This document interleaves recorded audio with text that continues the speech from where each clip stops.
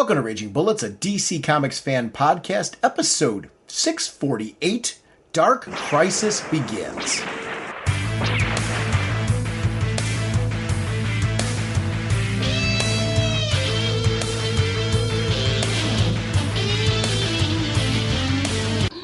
Welcome to Raging Bullets. I'm Sean Whalen, drnorge. I'm joined as always by my co-host Jim, the sensei of the whatnot, the Duke of You Know, the Sultan of Strategery, the indestructible bridge-defying, is also worried that Pariah is watching him for some nefarious purpose. And, of course, he's the elder statesman of the podcast, Segulin. How's it going, eh? Jim, on this episode, we're going to be talking about Dark Crisis number 1, and we're going to check in with World's Finest number 3 by Mark Waid. We are proud, as always, to be sponsored by DCB Service and InStockTrades.com. Mr. Segulin, what is going on over at DCBService.com? Well, we have Dark Crisis, World Without a Justice League, Green Lantern special, 40% off, only $2.99, and the DC vs. Vampires hardcover Volume 1, which collects issues 1 to 6, 50% off, only $12.49. Thank you, DCBS. Over at InStockTrades.com, which is your collected edition source, one of their deals right now they have is the Legion of Superheroes 5 Years Later Omnibus Hardcover Volume 2. This is 1,328 pages. It's $150 regularly, 50% off, only $75. If you've missed this story, even if you've owned them, this is the way to have them in this great omnibus. It collects stories from Legion of the Superheroes, Legion of the Superheroes Annual, Legion, the Legion series, Legionnaires Annual, and Valor. I mean, it's a lot of content, and this is all in the build-up to Zero Hour.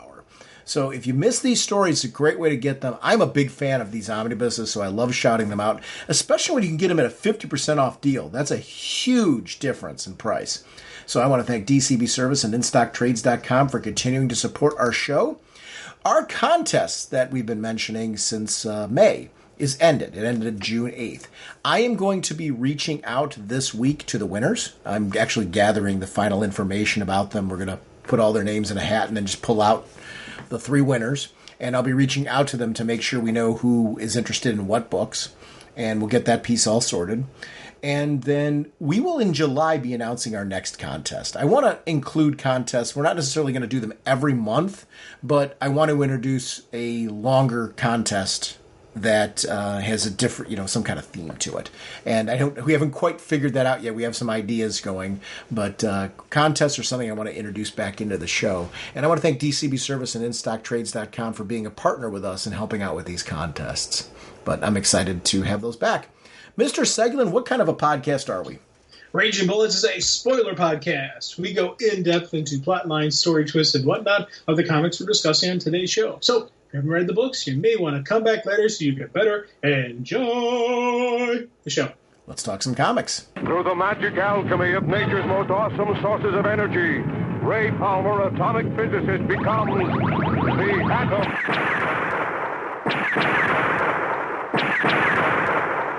Jim, there's quite a bit of DC news this week, and which I'm really enjoying. Actually, I love that there's so much stuff going on in and out of comics. We're going to be getting a Sergeant Rock versus Army of the Dead crossover written by Bruce Campbell with art by Eduardo Risso from, and I hope I'm not butchering his last name because he was the artist of 100 Bullets. I absolutely love everything this artist does. So this is like a awesome crossover that's coming in. Are you a big fan of Army of the Dead? I don't think we've really talked about that much. I am a big fan of the series. Are you? Oh, yeah, big time. I love that series, and it was funny, the full run with him. I didn't watch the remakes of it, really, but I don't know, for whatever reason. I don't remember why I didn't. There was a reason why I didn't see it. Something else was going on at that time. But I'm a big fan of Bruce Campbell. Everything he's done, I've seen it. Briscoe County Jr. Yep. Absolutely loved that TV show. So I've always been a fan of his. Only thing I was wondering, I'm trying to remember if I've ever heard about him writing before. I don't know has he done any writing before? Do you know of? I think so. I want to be clear. I'm sure if he has, and it's been comic book wise, I'm sure I've read it. I seem to think so, but okay. This I'm excited about. I'm full on excited because he's a funny guy. he comes across as, every interview I've seen with this guy, he comes across as just this genuine, real person who is doing what he enjoys. He has fun on screen. It's not, part of it, he of course obviously is acting, but you can see he's really into the characters, he's into the roles, he's into what he's doing, he's putting 100% into it. So when I saw his name attached, I'm like, oh, okay, he's gonna do something cool with Sergeant Rock and Army of the Dead, because Sergeant Rock is, again, a character that, I didn't read him younger, but through the podcast I've started reading more and more of his stuff, and I dig, I kind of like him in the world of realism, but we're adding, Army of the Dead. Okay, so now we're throwing zombies into the mix. I'm like, okay, but I like zombies, and I like Bruce Campbell. So I'm like, all right, I think we're going to get a good mix here. And by the way, I want to be clear when I'm saying that I don't know about his Bruce Campbell being a writer. In comics, I don't. That's a piece. I'm sure at some point in time there was probably spin-offs of Evil Dead that were done in comics that he was involved in, and he probably did some writing on. I know outside of comics, he's been involved in a lot of film and television development. So there's been writing involved there. So he's got the chops. So I'm excited for it just on that alone. I mean, this is somebody who's coming with that kind of talent. Because I think if you're able to, and I think that's why there's such a great crossover between comic book writers and comic book creators in general and film and television, because I think there's a nice marriage of the kind of visual storytelling that you get. Comics can be easily storyboarded into, as we know, animated adaptations, film, which just works really well. So there's a natural marriage there. But I think that's exciting. I think it's going to be really cool. And the preview art that's there looks really sharp. Yeah. So that's exciting. Did you watch the Black Adam trailer? I watched it multiple times. Yeah. If you haven't seen it, it's on our Facebook page. And I want to thank, again, Jared Cardos and the whole team that are over there posting things. But Jared's been posting a lot of really great things up there. In the Black Adam trailer, if you haven't seen it, it's right in our Facebook group. So thank you, Jared, for posting it there, because that's where I grabbed it from. And, I got to tell you, some of the early teasers and stuff like that got me really excited for it. This trailer, it was like, because it's really a true trailer. What we've seen before were some like quick shots, a quick little tease, a little bit about who some of the acting talent is that's going to be in there. All of that served as sometimes, you and I both talk about how I don't want too much more beforehand. I gotta say, with Black Adam, I don't feel that way. It's like, feed me more. Like, I'm okay, more, yes. Yeah. So, I mean, which is interesting. It's clear it's not every film where I don't want additional trailers and content. Black Adam, for whatever reason, it's like, oh yeah, you can dangle whatever you want in front of me. I would like to see more of this ASAP. Because I think this one too, because it's been talked about for so many years. The idea now that we're finally getting this is pretty awesome.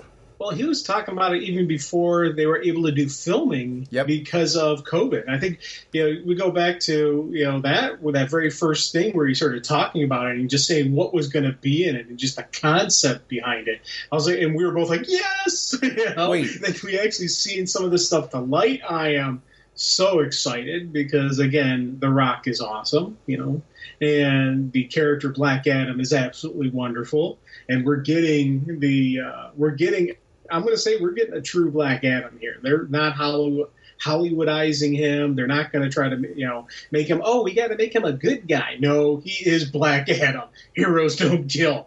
I do. This has been a Dwayne Johnson dream project very early on in his film career. So, I mean, it goes back long before COVID that this has been something that has been rumored behind the scenes. He's referenced for years wanting to do this. So, I mean, in the time frame of that, we've gotten Shazam movies that are in there, which is in a lot of DC film that has come since this was originally rumored to be a thing. I honestly, there's rarely things where I'm like, I wish we'd gotten it sooner. This is one where I'm glad it percolated for a while. I'm glad that, because this feels like the right time for this film. Yes. And I think it's going to do really, really well. Just because I think the initial buzz is going to be one. And with where his career is at, Yeah. This can be one of those films that just brings a lot of coolness factor to the idea of DC films. And you think about it, he has his own fan base. He has, there's the Dwayne Johnson, the Rock fan base that are going to come see this movie just because he's in it. So this is going to be one of those crossover movies where it's not just going to be comic book people, it's going to be wrestling fans. It's just going to be general people. There are people who are fans of him who aren't even wrestling fans. Agreed. Lots. He's got this for me. I'm very happy for this movie coming out, and I like the fact that DC is running a Black Adam series. So hopefully that can, maybe we can get some crossover. People will be asking, hey, who is this? Who's the JSA? Who's Hawkman? They'll be asking a lot of cool questions. I think this could definitely. One, I'm excited just for the movie, but two, I'm also excited that this could maybe help out, help DC out. And wrestling in general, when you think about it, I mean, and this, you and I are huge wrestling fans, so I'm not knocking wrestling when I'm saying this. The numbers that wrestling was doing back when The Rock was on television, it's not the same now. Those Monday Night War days where it was, you had the WWF versus WCW, what was going on at that time, those were insanely high numbers. And wrestling has a lot of competition out there. It's still doing great numbers, but it's not that level. So to your point, there's going to be a lot of people that are coming to this that know The Rock from his various film franchises that are really coming because they're fans of his films.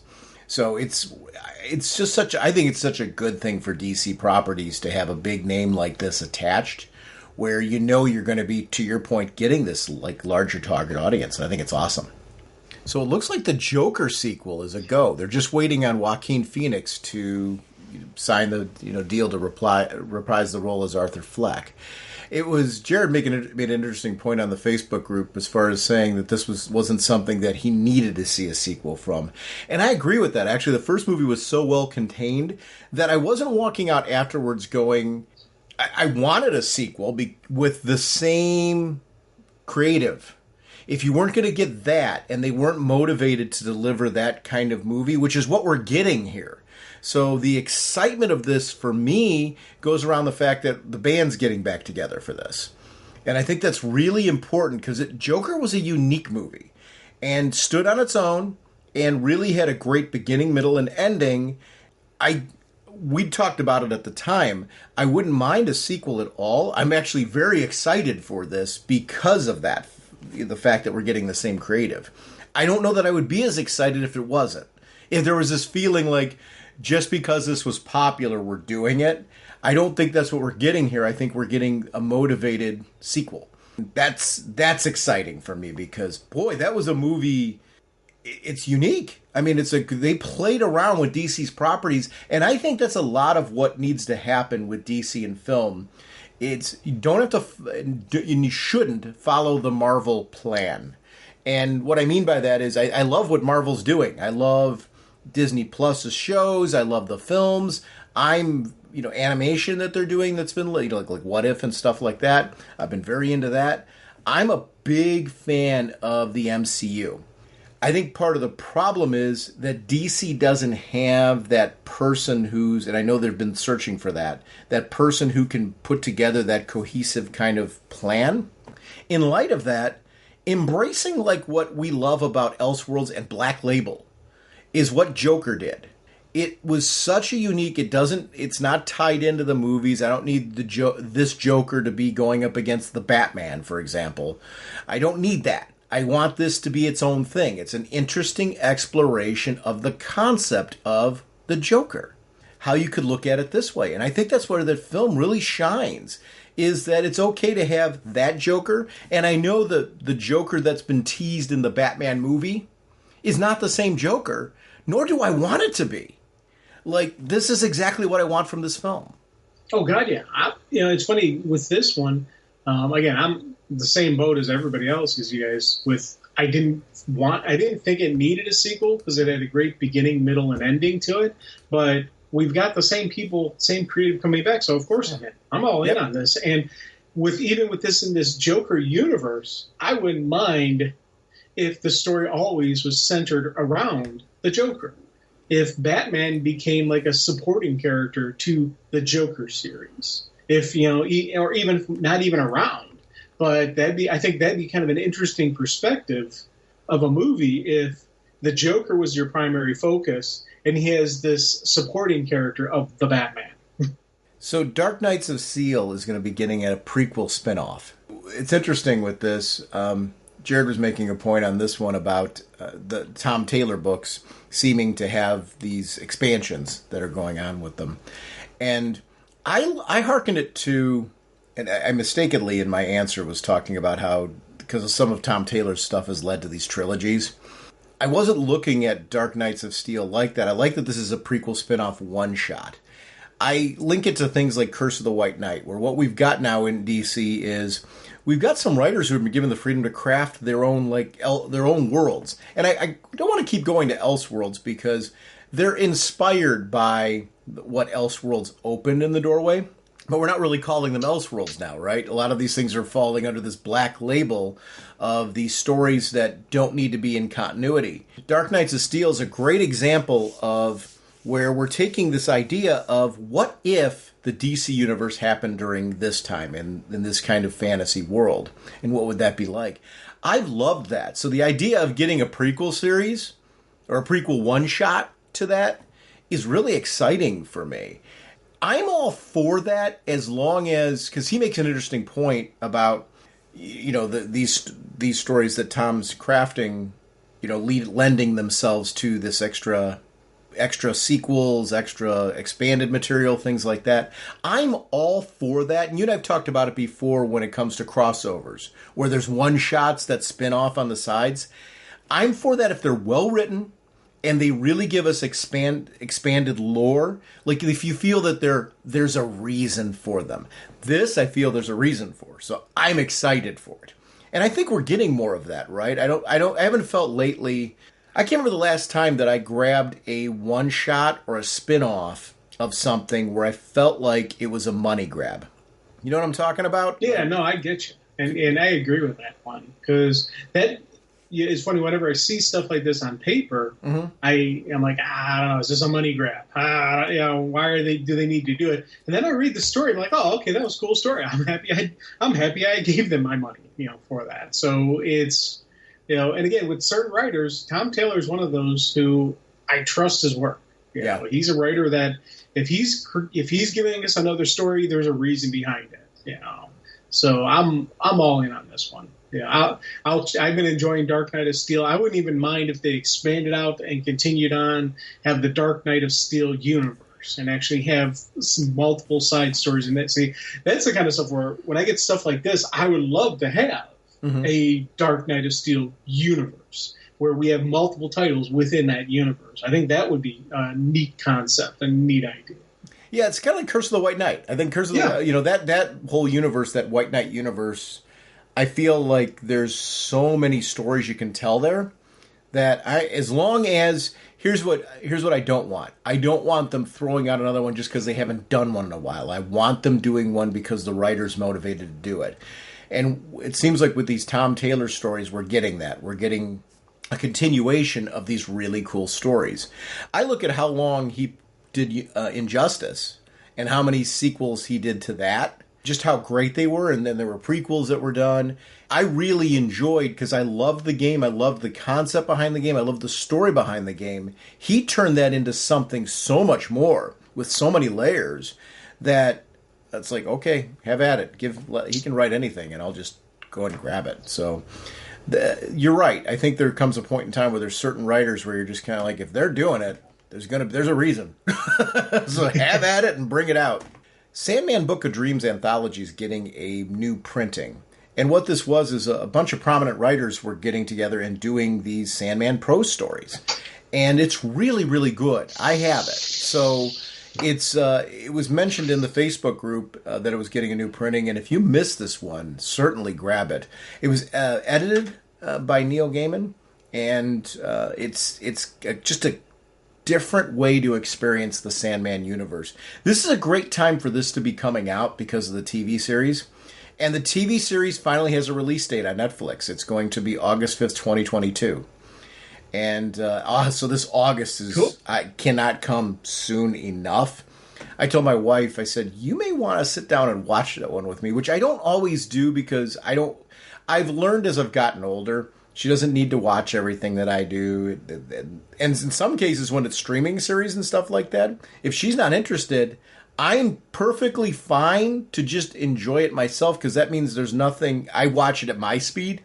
So there's sometimes a freedom in that. But this one, I think she's really going to like because we're watching Stranger Things together and she digs that.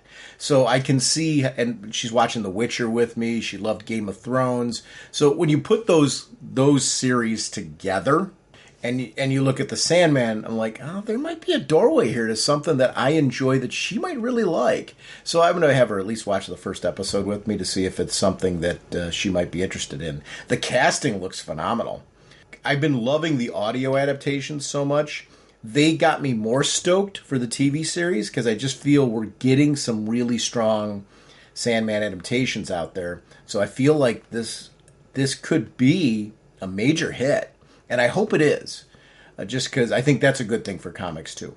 I started reading this last night. I didn't get a chance to finish it. There's the Black Label Limited series, Aquaman Andremeda, with writer Ram V and Christian Ward. And again, it's a Black Label series. And Ram V is a writer now just because everything Ram V has done, I've just dig. That the idea of an Aquaman miniseries that's Black Label is a draw for me anyway because of the character. But you put that writer on there. I started reading it last night, and the only reason I was reading it at 2:30 in the morning, and I just realized I was getting really tired, which had nothing to do with the quality of the book. I was rereading some stuff for this episode, actually, because I just wanted everything fresh for this morning as we were recording. And I was jumping to that because I was so excited for it. And I had just come off of reading Nightwing 89 and Superman Son of Kal-El number 9, which I'll talk about in a second. I started jumping to that, and I'm like, I'm enjoying this so much right now in my initial few pages in that I'm just going to wait and read it tomorrow when I'm fresh because it's gorgeous. Yeah. And it's got a really good story. Did you get a chance to read this yet or take a look at it? I haven't had a chance to take a look at it yet, but I'm all in on this one. This again, same thing. Ram V, everything. He's a name I'm now noticing on stuff. I'm like, oh yeah, I read that. Oh yeah, I read that. And it's so. I see his name on this. Just the comment of psychedelic cosmic horror. Oh great, I'm interested. During the course of the week for the show, there's a lot of stuff that I'll read and reread and get caught up on for the purpose of the episode topics that we're covering. And I've been doing a lot of comic book reading lately, and I've been really, really motivated to read comics. I've been really excited. And I think it's just such a great thing. So I'm getting caught up on a lot of series that I really enjoy that I just got behind on because I was focused on other things or rereading or doing things like reading Batman Odyssey again, for example, or reading some George Perez work. So I'm jumping to some more current stuff. And I just read Nightwing 89 and Superman Son of Kal-El number 9. I don't know if you read these yet. This is the crossover between the two books. What a great story that was. I really enjoyed seeing Nightwing's relationship with John Kent. Just how John Kent has always looked up to Nightwing. And they have some really great moments between them that I think with everything that's going on with Dark Crisis, which we're going to be talking about today, and the relationship between the two there, you get an idea of how strong a bond there is between the two. And interestingly enough, John Kent looking to Dick Grayson as a hero, as somebody he looks up to, as somebody he's motivated to be like. And you get that, right? We've talked for years about how Dick Grayson's like the ultimate big brother in the DC universe, where you see that with the other Robins, how he takes on that role. And you actually see sometimes where friction in those relationships will come from that part. And Dick Grayson has the responsibility of sometimes to be the one to pull them all together again. It was interesting to see that guy with what we know is the strength of the character and how well that's been established, doing that with John Kent. It stepped up both characters more. I like seeing John Kent through Dick Grayson's lens. It, again, adds another layer to John Kent that I hadn't seen before. It's a really good crossover. You can read both 89 of Nightwing and Superman Son of Kal-El #9. And even if you're not reading both books, you can, it brings you right into the story. And I think it's well worth it to grab both of those issues just to get a flavor for these two characters and who they are. So don't miss it if you're not reading those books.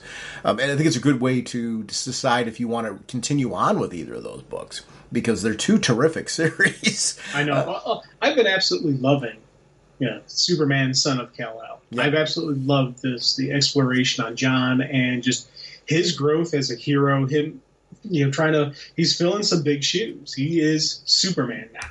He's not Superboy. He's Superman. And I love the fact that we're seeing him and him and Dick Grayson working together. And it's everything you said about how he's the big brother to the DC universe. He is the one that everybody goes to when they need somebody, and you add to the fact that, you've got even Clark asked him, hey, keep an eye on John, and the fact that, Clark's robot, went to Dick Grayson asking for assistance. I absolutely loved just that crossover story. That was absolutely wonderful. And it lays great groundwork for, Dark Crisis and for things we're seeing, in the present day, where this has been, one of those, I don't want to say subtle, but it hasn't been like thrown and forced on you as to how the universe is going to look. Who is the universe going to turn to?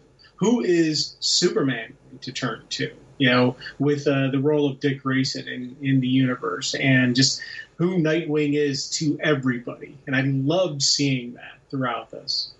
I think one of the things that I really enjoyed about this story is Dick Grayson made a promise to Superman, and it makes sense that Clark would go to Dick Grayson. He was leaving Earth. He was going, and he didn't, based on what he knew, he didn't know if he was coming back, and was pretty much assuming he didn't, based on what he knew from his son even. But this was something that he had to do because it was the right thing to do. And in that process, he realized his son was going to need somebody. He needed somebody who he could talk to and open up to. And he had to have known that Dick Grayson was somebody who his son looked up to, and that his son would want to build a relationship with, and that Dick Grayson would rise to that challenge. Because that responsibility is a strong one, right? Where you're going to be that confidant, that person who can act as a surrogate family member in that situation. And that's not discounted that Lois Lane's still around. So he wasn't saying that. He was looking for a male role model for his son to have, just to round off that relationship, recognizing that Dick Grayson was going to be able to talk to him in a unique way about things that Lois wouldn't be able to. And obviously Dick Grayson also can't replicate the role that Lois would play in John's life. So he was planning ahead to give his son just that opportunity and that resource. And there's something to be said about that. I mean, that forethinking. And that would be somebody, you're lucky enough to have a friendship with somebody like a Dick Grayson. Yeah, why wouldn't you reach out to him? I just thought it was cool. It was a really great story that just made a lot of sense. And you get to see John Kent open up. And open up about his life, open up about his current relationship, open up about the way that he views himself in relation to his father. And Dick Grayson talking about the fact that he's had to try and fill Batman's shoes. What that was like. That he had to realize at a certain point in time he was never going to be Bruce. And that wasn't the right thing to try to do. The idea of learning your own identity and learning your own value and your own importance and your own version of that was something that's interesting. Stepping out of the shadows of your parents, not ignoring what they've given you, but learning who you are and how you're going to navigate the world. I thought it was just such a cool way of looking at things that we can all grab something from. I love stories like that where I'm like, yeah, you're right. All right, this is cool. Keep going, Nightwing. This is great. It felt very genuine and very real, and there was something to be grabbed from that. Just really great writing. And I love what Tom Taylor's doing in both of those books. I just think they're really terrific books. My catch-up of them, obviously we don't have them on the slate right now for episodes of the show. My catch-up on it was just because I love both books, and I got behind on them, and not for any other reason other than time. So these are two of my favorites that I'm catching up on, and I'm almost since reading those two stories, I'm caught up on both books. I mean, I think I'm at this month's issue now. I love, like, sometimes reading 4 or 5 of a book that I really enjoy, and just really delving into that. Sweet Tooth is getting a season 2, and it's actually all wrapped up. They've finished filming of it, and I'm so glad to see that it's another season coming onto Netflix, because the first season was really, really good. It's a story that I've just greatly enjoyed in comics, and the TV adaptation has been really, really strong. I recommend this for people out there that if you've heard good things about Sweet Tooth and wanted to dive in somewhere, whether it's the comics or the television show, jump onto Sweet Tooth, because it's a very unique story. It's got a lot of heart to it. It's really great characters. And Jeff Lemire is one of those writers that we talk about, writers that I will just jump on anything that he's doing. This is a great example of, I'm glad to see his work coming to life on Netflix and being done with such a really cool adaptation. It's very unique. Also, what came out, the Pride special, the DC Pride special. They do those every year, and absolutely love this story. In multiple stories. And the thing that got me the most, especially they did this last year and they're doing it this year. Yeah, these are Pride stories, but they're also really good comic book stories. Yeah. The John Kent, John as Superman going to Pride Parade. And of course, his friend Damian comes along, you're supporting your friend. And the characters, they're so them, so accurate, so real. I love the fact Damian goes to the Pride Parade prepared for a riot. He's like checking out he wants to check out the different floats, make sure there's not fear toxin. Did you sweep through these sewers, make sure we have nothing underneath attacking? He was ready for full-on combat. I absolutely loved that about Damian, but also John had a moment where he was going to they wanted him in costume. He's like, I don't know if Superman should do it. I don't know what my dad would have thought about that. And without missing a beat, Damian's like, your father would want you to do it because he'd want you to be true to who you are. Absolutely love that line because, one, he's 100% correct. That's the perfect thing for Damian to say. And 3, it was just a great comic book moment. So I absolutely loved it. So I recommend it to anybody. If you didn't pick it up, pick it up. These are good, solid comic book stories, but it's also, it's an entertaining story to read. If there is the heavy focus on the pride, on the LGBTQ community, yes, 100% on that, but it's also good, solid stories. So 100% recommend it to everybody. And I would say first and foremost, it's great stories. And my reasoning for referencing that is this isn't some fluff production that's put together, and it's on the DC Infinite app. It was like there day and date, which that's where I read it. And I really enjoyed, I'm weekly now popping onto that app. And I will say I'm usually reading a lot of older material on there. But when new things pop up like this in the round robin tournament and stuff like that, I end up reading them on that. And I'm finding a lot of value in just, it's there. It's right at my fingertips. And to your point, these are just terrific stories. And I don't want to make light when I say you could take the Pride banner off of it and just release this as an anthology. But what I mean when I say that is these are not stories that are put together because, hey, we have to do this Pride collection this year. It's no, we're doing this Pride collection. We've got some terrific stories to tell you. And that's the thing that I really love about it. This is a great anthology. I love anthologies when they're done like this. And this is one that I just highly recommend because it's just a really good anthology. So jump in and read this. And I applaud them for putting together something like this because I get excited when these come out because I know they're going to be good. And that's really critical when you're going to do something like this. If you put out fluff, it's going to be treated like fluff, where it just drifts into the background. If you put out something with quality stories in it, and you're going to do it yearly like this, people are going to pick it up because it's just good. Yeah. And that's what this is. It's just really good material. And that's a piece I really applaud them for, because anthologies, I grew up with anthologies being this thing that they, sometimes they would do that with annuals where they'd throw in like 2 or 3 stories, and they were clear that they were stories that were just sitting in the vault that they never they didn't, for whatever reason, they didn't put into another book, and there wasn't a lot of like substance behind them. Nowadays, what I'm finding is with anthologies in general, they're usually quality anthologies. And this is, and I say that with respect to all of the talent associated with this. This is really quality material. It was clear it wasn't rushed. These were really great stories. And I don't know, I enjoyed this. I'm glad you're bringing this up because it was something that was a nice surprise this week. The surprise for me was that it was on the Infinite app. Yeah, it was funny. I bought it first and then looked at the Infinite app like, oh, okay, well, I'm all right with that. I bought it too, but it was just because it was in the app. I plopped on in and ended up reading it there. And you know how I am. I'm the same way. I think you are wired the same way, where it's if I like it, I'm going to wind up buying it anyway because I'm always afraid of what happens if the Infinite app's no longer a thing. At least I've got ownership of it.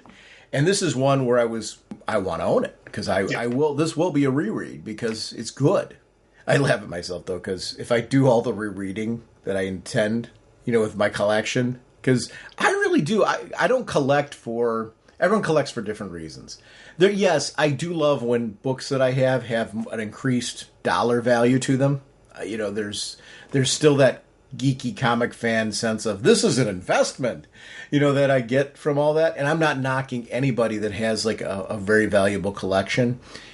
There's a lot of people listening to this that may have years and years worth of comics that they've bagged and boarded and they know they're in mint condition and are worth a lot of money. And if that's a big motivator for you, kudos. And everyone's collection is important to them for a wide variety of different reasons. When I was younger, that used to be a motivator for me. As I've gotten older, it's not. The reader in me's taken over, where I want the stories there so if I can reread them again. It is one of the reasons where with digital, I'm still worried. And it's a strange thing to say. I know I own the things that I've bought on Comixology. But I'm also well aware of this. There's a lot of independent stuff that I'm able to download as files. So if Comixology were to blow up tomorrow, I could go in, I could go, or, they were to say, hey, Comixology is going to end next month. I could go in and download those. I can't do that with any of my DC and Marvel stuff. And that's not exclusive to DC and Marvel. There's a lot of companies where I can't. So it begs, I've got the same problem with my Kindle, right? I buy a lot of books on my Amazon Kindle. There's that sense of, what does ownership mean? If I've downloaded it to the device, that's great. But when I upgrade the device, or if they update the version of the app, I have to re-download stuff. What happens if it's not there to download? I always get worried about that because I like ownership. Whereas the physical, it's like, well, Sean, why do you still buy omnibuses and things like that? I do like having the paper copy of those. I still like reading some of those too. Like I got Batman the Imposter that just came, the hardcover. And I also got that box set, Brightest Day and Blackest Night, one where it's that collected box set that just came out. I still like to read a good physical graphic novel. I really enjoy that still. There's certain things where I like to sit down and reread them. I'm actually at the point where I'm itching to go back to my Sandman omnibuses, or my Sandman collected editions. I got the original hardcovers. And go through and reread that story again, because I met Tony Harris at the Fan Expo in Cleveland when it was here. I'm jonesing to read that series again, because it's one of my favorites of all time. And the work of James Robinson and Tony Harris on that initial run of that series is just top notch. So I'm jonesing to read that again. Do you find, what does your reading look like now? Are you doing reading physical stuff still? Are you reading digital mainly? Or are you like a hybrid? Because I'm a hybrid. I really am still a hybrid. I'm reading a lot of collected editions, though, as far as my physical. It's omnibuses and hardcover collections and things like that for the physical. A lot of my singles, I'm collecting single issues still. But those, I'm not because I'm trying to bag and board them for value. I like having them to continue my collection. I like reading digitally, my monthly stuff. Where are you at? Yeah, I'm solid hybrid. My monthlies are digital read, but certain titles I am collecting a paper on top of it.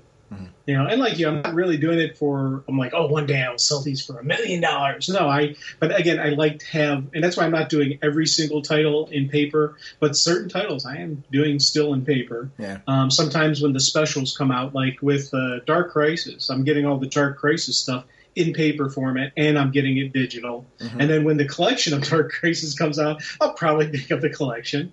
My physical reads are usually just collections or some of the independent stuff that I'll pick up. You know, like if I'm doing any Kickstarter stuff, you know, I usually read the Kickstarter stuff on the physical book that I get from them. Or, you know, as I said, collected editions. I'll go back and it's like, I feel like reading this today, and I pull off you know, one of my oversized beautiful books, you know, that I absolutely love. And it's funny, I'm doing non-comic book reading too. Currently reading To Kill a Mockingbird by Harper Lee. I saw when I was at the Playhouse, you know, when they had it here at Cleveland Playhouse, they had the adaptation of it. So, you know, I was seeing that, I was like, man, I kind of missed that story, you know. And my sister had it, so she's like, here, you know, so she let me borrow it. So that's what I'm currently reading right now. You know, so I'll do that occasionally. Sometimes, you know, a lot of times it's Poe, Shakespeare. I'll throw out like when I'm actually reading old school, you know, book reading. I'll do those too.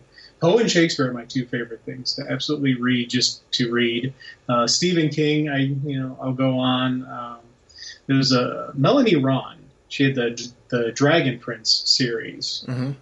I have that, and every so often I've read that a couple times, you know, and over the past like 10, 15 years or so, I'm like, I feel like reading Dragon Prince. I'll read the Dragon Prince again, or any of the other sequels that followed it. So, but yeah, my main thing on comic books, my main primary read now is digital.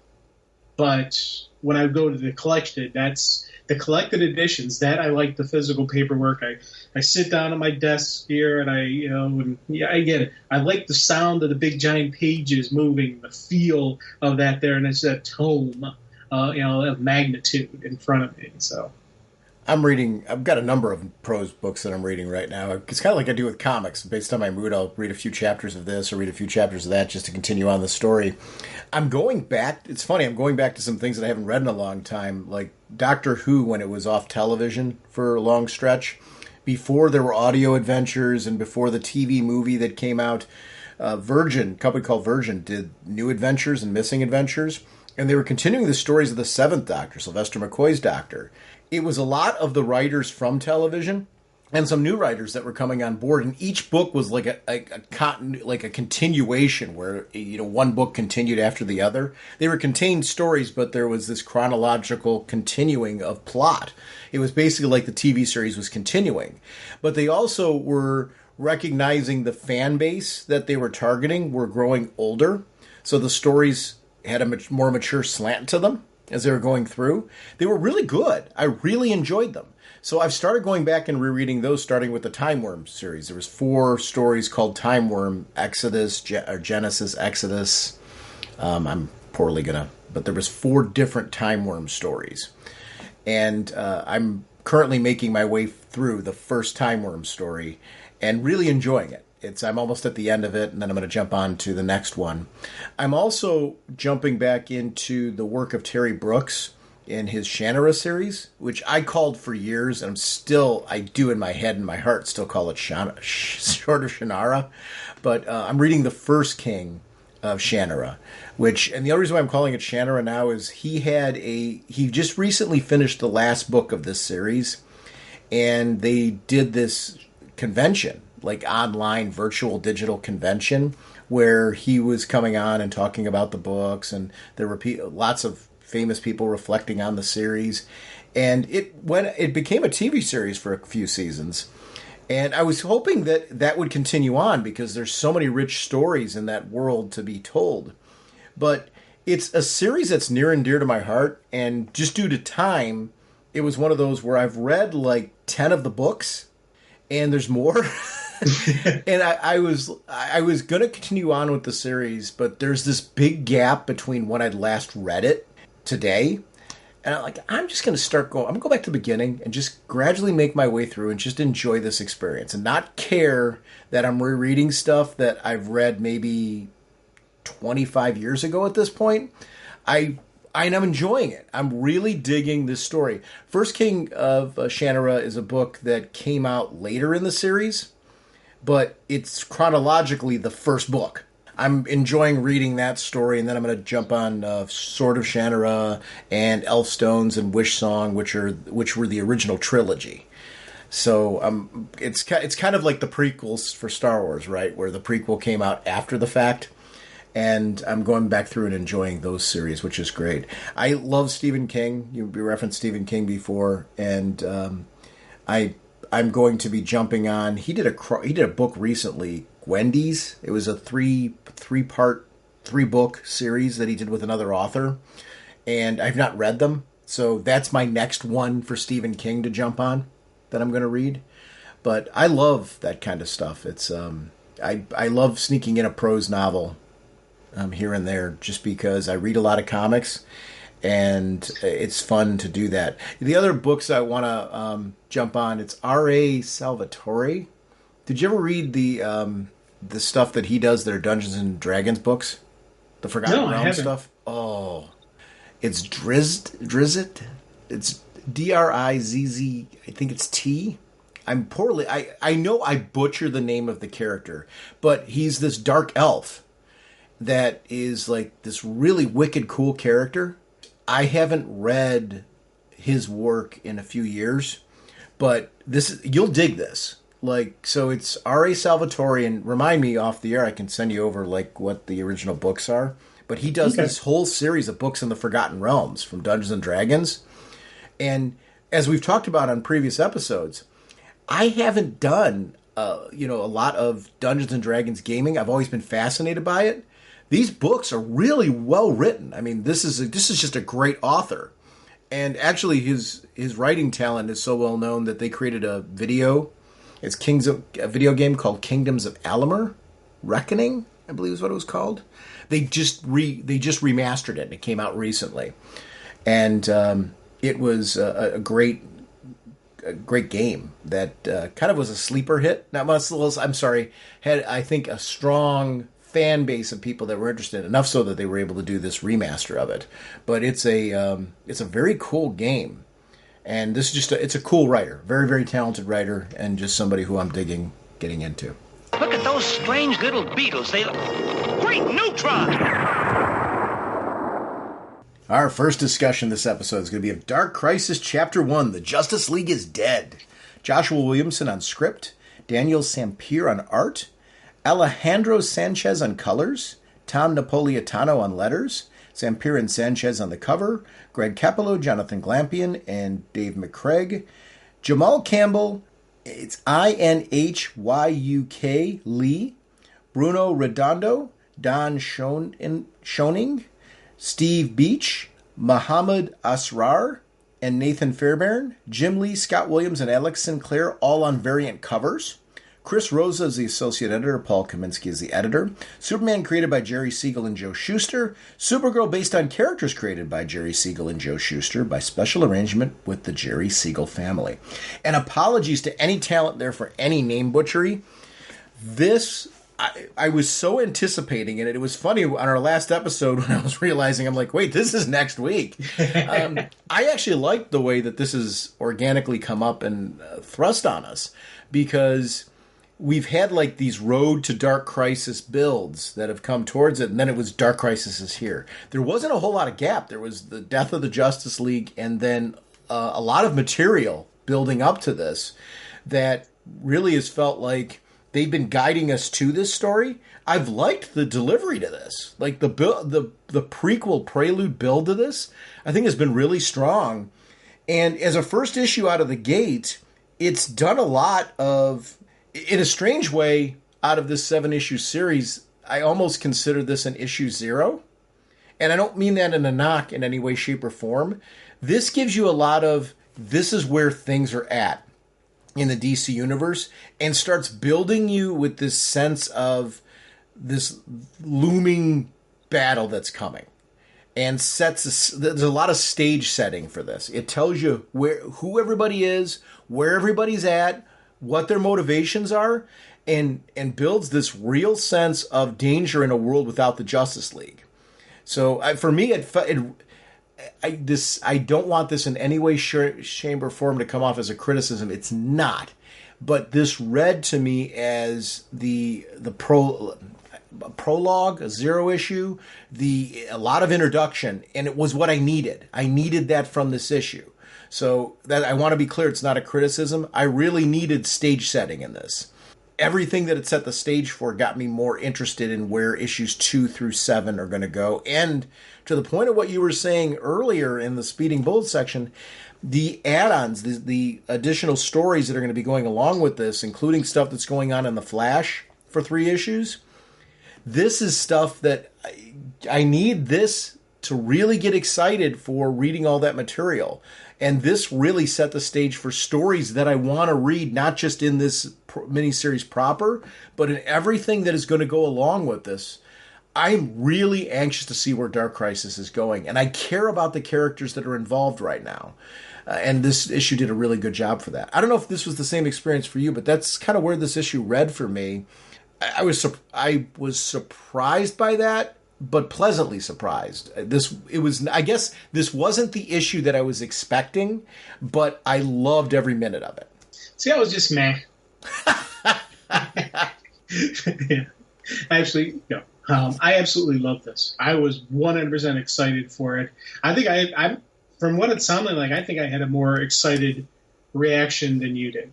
Because wait, hold on. I want to be clear off of this. Yeah. I loved this. So that's why I said nothing is a criticism here or anything like that. I really liked this. When I said it wasn't the issue that I expected, I don't want anyone to think that I'm not excited for this event. I'm not excited for this issue. I'm 110% super excited for this. So you're misreading me then if you think that there's any... What I'm saying is this was a unique experience for me, and for all the reasons that I stated, and that's it. So please carry on. I don't want to derail where you're going with it, but I don't want to be misleading and make anyone think, because I really love this, but not for the reasons that I thought I was going to. Okay. Yeah, see, I was kind of expecting something like this. So I was going into it thinking we would get this. And I love the fact that they did show Nightwing's eulogy. They showed, just the team trying to... John trying to rebuild the band. We need a new Justice League, and he's going around trying to find it. Like, no. I absolutely loved it. It was one of those things where I needed to see this kind of stuff. I needed to see this, and it was really furthering on the story of there is no Justice League in this world. They need a Justice League. We need to have these heroes step up, and it laid some beautiful groundwork for me that it was just a continuation of all the stuff we, starting with the death of the Justice League going on through to here, all the other little side stories that we've seen, Titan Academy, Shadow War, all these different connections, all the stuff going on in the Flash book, all these other connections to the Dark Crisis thing. This really, for me, kept pull all those in. And because I read everything else, I could see the side stories. So this, for me, was just absolutely, from page 1 to the end, I was absolutely like, yes, this is what I wanted for this Dark Crisis. So I'm very, very excited and very thrilled on this series. This was a fun read. I got done reading it going, I got to read it again. I immediately sat down, I did I think I'm on maybe 5 or 6 reads through on this one, just because I keep looking at other stuff like, oh, hey, there's so-and-so. Oh, cool. That's neat. Spending a little time with each page, just staring at it, What I didn't expect from this that I really enjoyed was legacy. The idea of legacy. And I was expecting there to be a focus on the newer characters. So, yes, it delivered on that and delivered on it really well. But also, a focus on characters like Nightwing and established characters that have a history, sure. But what I really loved about this is you get some serious content, especially that I'm looking at the splash page right now where they talk about all of DC's history, where they're bringing in everything. They're going back to the Golden Age, straight on through to present, and talking about how the universe has evolved. going back to the original Crisis and all of the events that have happened in the DC Universe. These things have all happened. They've all mattered. They're all a driving force behind this. I don't know why I didn't expect that to be as much of a focus as it is. I think it's because I knew this series was going to be focusing on the newer, younger characters. You know, some of the legacy heroes like Nightwing and things like that. I wasn't expecting as much focus on the back history of DC in this. And I thought that balance of that not over dominating it, but being a part of it and establishing the rules and the playing field, that no, this all happened. Everything that you've read before has happened. That was something that I found to be a pleasant surprise, and it wasn't something that I was expecting. I was expecting such a heavy focus on the younger characters like John and the new Batman and things like that, and Nightwing being kind of the veteran in that, which we're getting. But on top of that, these layers of showing the importance of legacy and history and the way that the universe has continued to evolve over time, that was something that I found to be a pleasant surprise. This had the right page count, because that splash where you're seeing what's clearly meant to be winks and nods to the Golden Age, straight on through to the Bronze Age, straight on through to today. You know, and it's funny how these are eras where, you know, everything I grew up with is all here.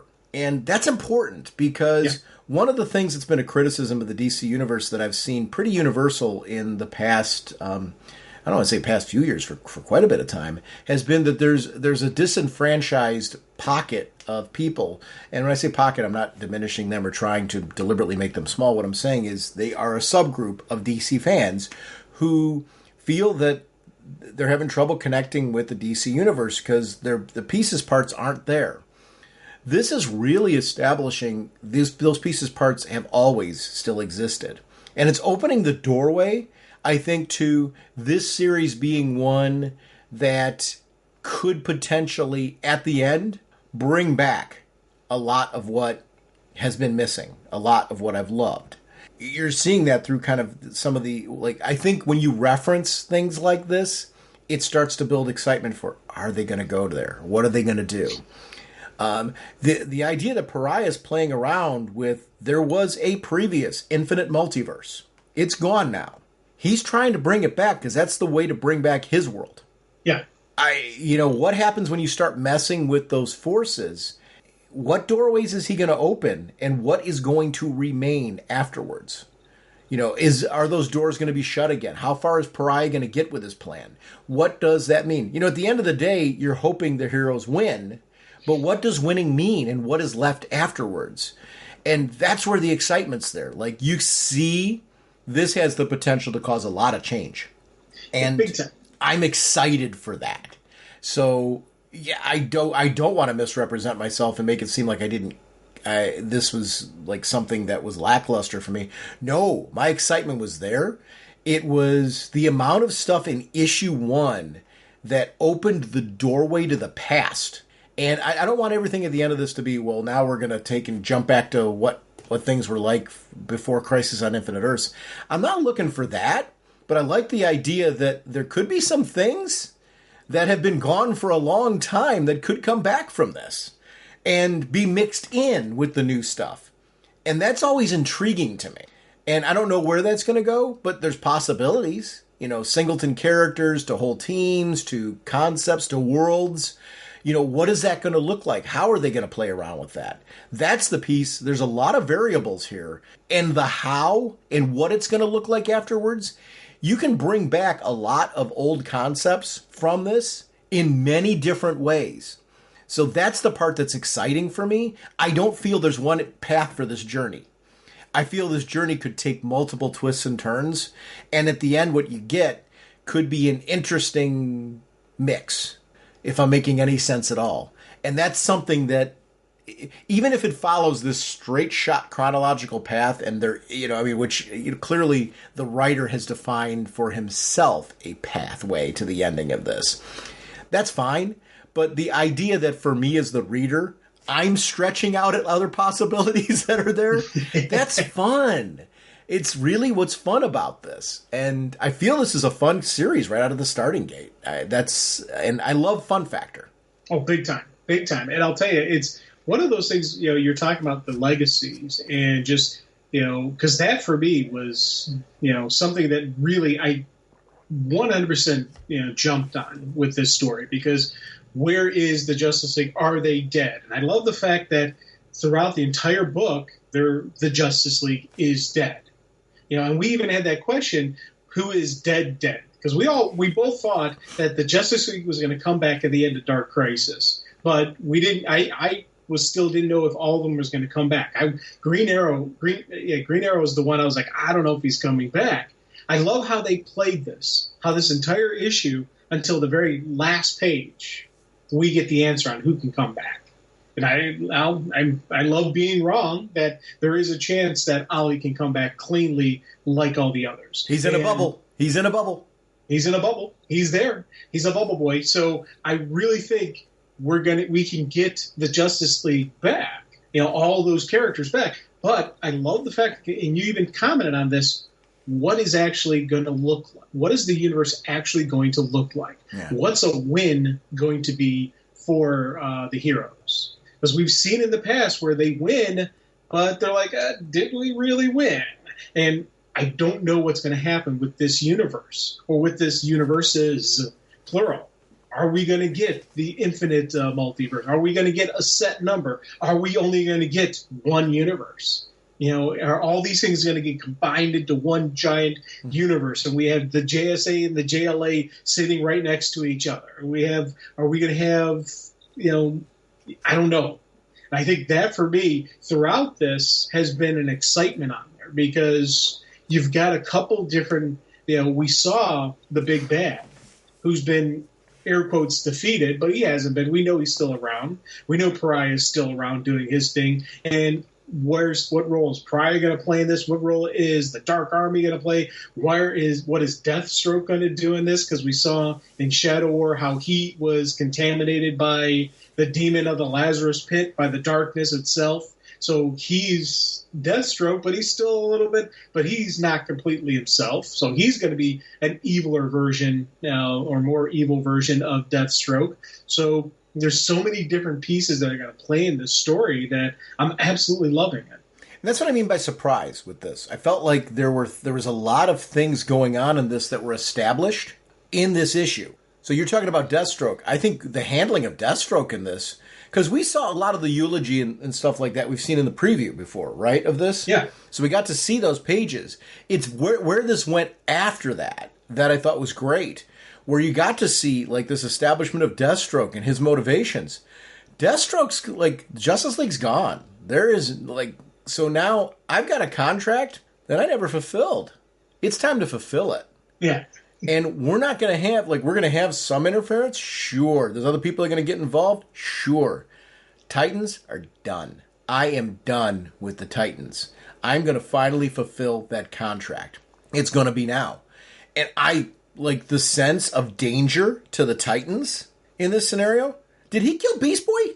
Well, that's the thing I was thinking about. Because you think back to the end of Titans Academy, they had to merge Beast Boy and Cyborg. And then they did that little magic whammy kind of separating them, but they didn't really separate. It's more of the appearance of separation. So I think what happened was he killed Beast Boy thinking he killed Beast Boy, but Beast Boy's not actually dead because part of his consciousness is still locked in Cyborg. Good. That's how I think it's going to play out, personally. But again, I'm not 100% certain on that. I'm not either, but they were talking about separating them permanently. They're talking about rigging up a way to actually separate them. That the magic gap thing was just a temporary patch. That they were going to actually separate them. So there may have been a separation off page that we didn't see. I'm hoping Netflix, like Stranger Things Season 4, got in the way and they just didn't get to it yet. Because, I mean, it's a popular show, and I can see them binge-watching it. And let's be honest, Cyborg and Beast Boy, they look like two guys that would watch Stranger Things, right? Yeah. So definitely. I'm Raven? Add Raven into that mix? Raven's a fan. That's exactly right. So I'm thinking what happened was they just, it's not the lack of desire. It's, as we talk about, there's only so many hours in a day. They just haven't gotten to it yet. Yeah. Because, no, Beast Boy can't be dead out of this. Yeah.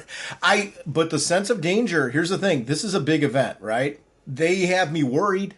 They can very easily kill off Beast Boy. Yeah. I don't want them to, because I love the character, but he very easily could be dead. And I think any hero, aside from the big three, has a bullseye on their chest.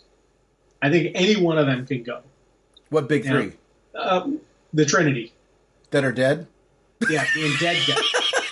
No, they're dead, but they're not dead. I'm just kidding. I'm sorry. I'm just being a putz. I was just laughing because you're, I think anybody here has a target on them except for the Trinity. I'm like, but they're dead. Yeah. But again, it's, as I said, they're mostly dead. Yeah. They're mostly dead. Right. They're in bubbles. Miracle Max and we'll be fine. Here's what we've determined right now. If you're on the last page and you're in a bubble, we have hope for you. Yes.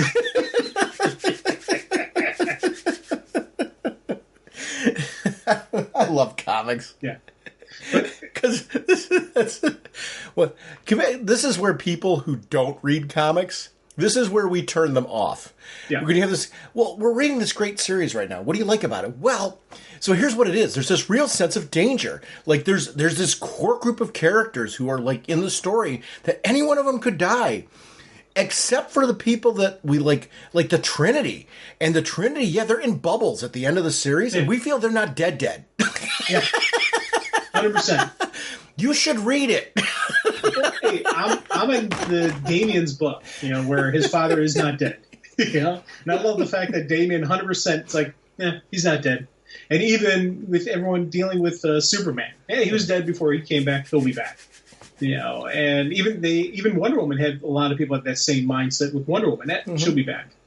So I'm in the same boat as all these people where we know they're coming back. I 100% know we're getting them back, so I'm confident in all that. But again, it's one of the things I did love about this was their handling of Hal. Yeah. On this, because Hal was off planet. He did not get pulled in. John got pulled in. John was the Lantern who is, air quotes around dead. So when Hal's there, he's like, hey, what's going on here? And their source of information is Black Adam. And he's like, you really trust this guy? Come on. And the one sequence I absolutely loved was Hal and Wally are calling each other Hal and Wally, but John is calling him Green Lantern. Yeah. John isn't, comfortable with calling him Hal because that's Mr. Jordan, That isn't his friend. That's his father's friend. And I love that kind of that little slight designation on there. And adding another layer to that, it's Uncle Hal from Wally. Yeah, yeah. And there's still this sense of, when I grew up, you were Barry's friend and your Uncle Hal. But there's a familiarity between them, to your point, that is much stronger, with much more rich history that Wally has earned over time. And there's something there. I love that. That's where the writing was, I think, really sharp on this. Yeah. And that's what I meant by legacy earlier. You're right. Like when you got a character like Hal and the handling of Hal, there was this sense of Hal's one of the originals. And look how this is impacting the originals. Dick Grayson falls into that role too. But Hal, it's a little different than even Dick Grayson, right? He's part of the old guard. And one of the things I love about the Green Lanterns, and I think it's something that it's really important for people to, creative to understand about Green Lanterns.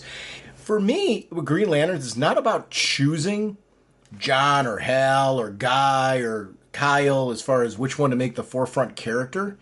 The Green Lantern books and the Green Lantern universe works the best for me when you have multiple things going on and you're spotlighting multiple lanterns. And not just the Earth-based lanterns, but you're also finding a way to spotlight the aliens. And I think it's one of the things for me, I've been enjoying the Green Lantern storytelling that's been currently going on. I even finally finished the Grant Morrison stuff, and I really did enjoy that. And I don't want to, it makes it sound like I'm saying that as an afterthought. I don't know what happened with that Grant Morrison run, but I read it in a very broken fashion, and I had to go back through and reread it from the beginning to appreciate it. And it's not a knock on the story. I typically find that with Grant Morrison books, if I read it in chunks, I don't get the value of the story.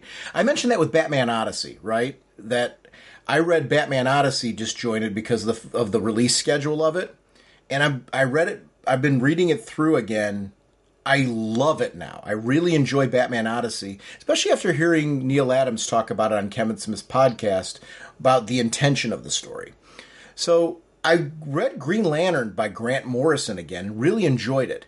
But here's the thing that I'll say, and it's not a knock on Grant's work, it's not a knock on the current Green Lantern series. Here's part of the problem that I'm seeing. My favorite runs, what worked with that Jeff Johns, Pete Tomasi, and I'm so going to undersell the creative talent that was involved with all that. There was this sense of a lot of expansive Green Lantern content, right? There was individual character-driven books. There was the core. You could have multiple core going, and they were being richly developed along the way. There was this sense almost like Green Lantern was its own comic book universe. Yeah. And we have pared that back and lost some of the magic. It's not that it sounds like a criticism of the current series. It's not. I like them. I'm enjoying them. But I feel like what's happened is there's walls around it now, if I'm making any sense at all. And where it's relevant to this story, when Hal comes in, you mentioned that John has gone through this. You've got iconic John Stewart that is in the bubble at the end, and I want John back. I love John Stewart. I want him back. I care. Hal should be in that bubble. And Hal feels, there's a certain part of Hal that feels he should be with his comrades, right? Yep. He's come back to this world now where they aren't there, and you see a bunch of people that are listening to Black Adam, and he's like, what bizarro world have I landed on where people are listening to Black Adam, who was our enemy, as a major source of information when my team, my guys, my crew, people are saying are dead? Have you verified this at all? What research have you done? What investigation have you done? And I love that he's talking to Wally. Wally, you learned from Barry. Have we done all of the investigation? Have we looked into it? Leading into, boy, do I want to read those 3 issues of The Flash? You better believe I want to read those 3 issues of The Flash after this. Talk about a great setup, right? And all that's coming from Hal. I think sometimes when they talk about like this establishing Green Lantern as a television series or, doing a film again or something like that, they talk about whether or not it should have been John Stewart or should have been Hal Jordan. I think part of the problem is that conversation. It should be both. Yeah. And you should find a way to have them involved, like introduce the core. It doesn't matter which one you start with. It's okay to start with one of them and build outward from that. So if you want to do another one now where we focus more on John Stewart, thinking that might be the hook, go for it. But does that mean that Hal Jordan as a concept is a failure in film or television? No. You just need to introduce him into that lore. And the concept that Earth, being the nexus point that it is, would have multiple lanterns. And that's better served in a TV series, to be quite honest, to introduce and establish that. But I would love the idea of the core. I think it's something that's missing right now. I was trying to figure out, what is the magic that I'm missing from Green Lanterns right now? It's not that I'm not loving the books. I am. Green Lantern's never been on the chopping block for me. But there's something missing from that golden era that we just had. Which, it's funny. It's been a few years now since we've had that. But we had that era where Green Lantern was one of those books that I was jumping to Green Lantern at times before I was jumping to Batman. And for me to be jumping to Green Lantern over Batman, and that's no knock on Green Lantern, I'm a Batman guy. I was chomping at the bit to find out where the ongoing story of the Green Lantern books was going. It was that cool. And the universe centered around the Green Lanterns. You could establish that again so quickly, and it's just getting it right. And I think it's something that's missing right now. And this story just keyed in for me again what I'm hoping comes out of this, that we somehow find a way to put back in some of those pieces parts. Hal Jordan was great in those sequences, though. Man, aren't you excited to read The Flash now?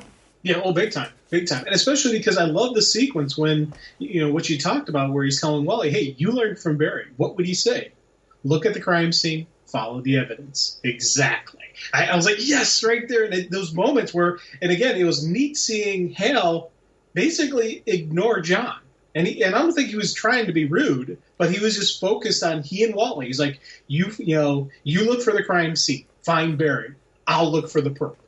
And I love just those two. And he was taking charge of the investigation. Part of it, I think, is, because survivor's guilt, because his team, every one of them died. He wasn't even in the fight, and he's feeling bad about that. But also he does have a job to do, and he's recognizing we got to do the job. And I love just those sequences. And again, that was a great moment for John, because John's like, hey, you see what's going on? Everybody's ramping up. We can't just walk away from this. And he's like, no, you got to figure out the path, which again leads him down that path to form a new Justice League. This was a great layout of the story, each piece on each individual thing. And it really adds to why John was recruiting people, why John felt the need. I've got to do this. I've got to, I got to fill in the shoes. The world needs a Superman. Superman needs a Justice League. I'm going to start research. I'm going to start bringing in a team. And I absolutely loved every single time he was going to him. They're like, no. And you just see these great moments where even like John has the Superman pose. He's like, I'm putting together a team. And she's like, and Wonder Girl's like, no.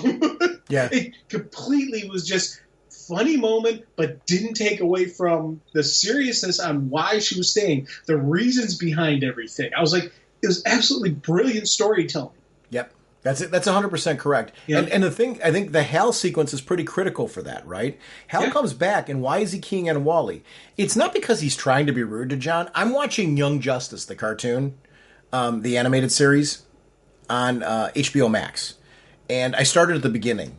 And the reason why is I dropped off of Young Justice, not, again, it's a time issue, not quality. And it's such a good animated series that I just wanted to start at the beginning again. And I'm watching those initial episodes where they're struggling with the fact that they're being treated like sidekicks dismissively. And they're all coming at this with this idea of, hey, we team up with you on a daily basis. We've been trained by you. At what point in time do you acknowledge the fact that, like, we've graduated? Like, we are active participants in this. We have mad skills, and we should be at the table. You shouldn't have, like, secret satellites that you're not letting us go to because of the fact that we're not ready, quote unquote, ready yet.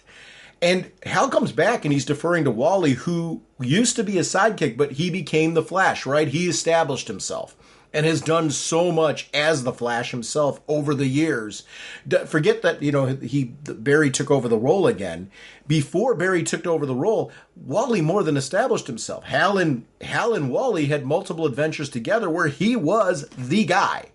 So that idea is already there. Comes back with John, and it's not that he's trying to be rude. It's the situation so dire that Hal has to go to somebody that is a known commodity that he trusts, where that's affecting John when he's trying to put together his Justice League. He's got people that he's going to that if it had been his dad, would have been like, I will make time for you, Superman. Yes. And we all know, like Vixen's a great example of, even with what she's saying, she would have said the same thing to Superman, meaning Clark Kent, but would have said, but for you, I'll find a way to make this work. Yeah. And that's the difference. And I think we needed to see that as readers because there's a reality to that, right? Yeah, and big time. And he's putting John's right to continue down the path that he is. He's like, we need a Justice League. We need to put together a team. We need to rally the people who we have. And even though he's getting no's, even from the new Batman, because that sequence was fantastic, I thought, between him and the new Batman. Big time. And again, that was another really cool sequence because John kind of messed up his investigation there. Yep. The new Batman is Batman's following the bad guys to get to the big guns on the gun trade.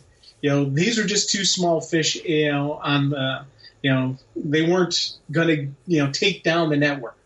And I love that. I love the fact that John again he messes up a little bit, and even again you keep seeing John. He's like and you get that frustration that he's got going on, and you understand what he's doing. But later on, when Black Adam calls him on him, tell him you're trying to run before you're walking, you're seeing it, and you're seeing why, Adam said that. And I love just these moments because, again, it really builds. And then you get to that splash page where it has all the different people that he's getting. And, of course, the people who are all in are the younger heroes. You got, Dr. Light, you got, of course, Blue Beetle, Jaime, and Blue and Gold are 100% in, but the younger heroes and the people who are like, they're the ones who are jumping in on the team. And again, it was just a great moment.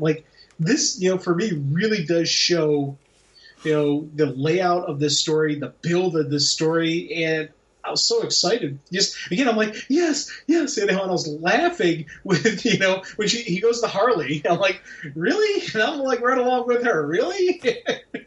But here's the thing. I'd read that book in an instant. Oh, God, yeah. 100%. Because he's got quite a cool lineup there. And this is interesting as you're going. And I get why Black Adam's saying what he is. And I actually appreciated the honesty of what John was saying to him. Listen. I've learned from my dad. I've learned from this person.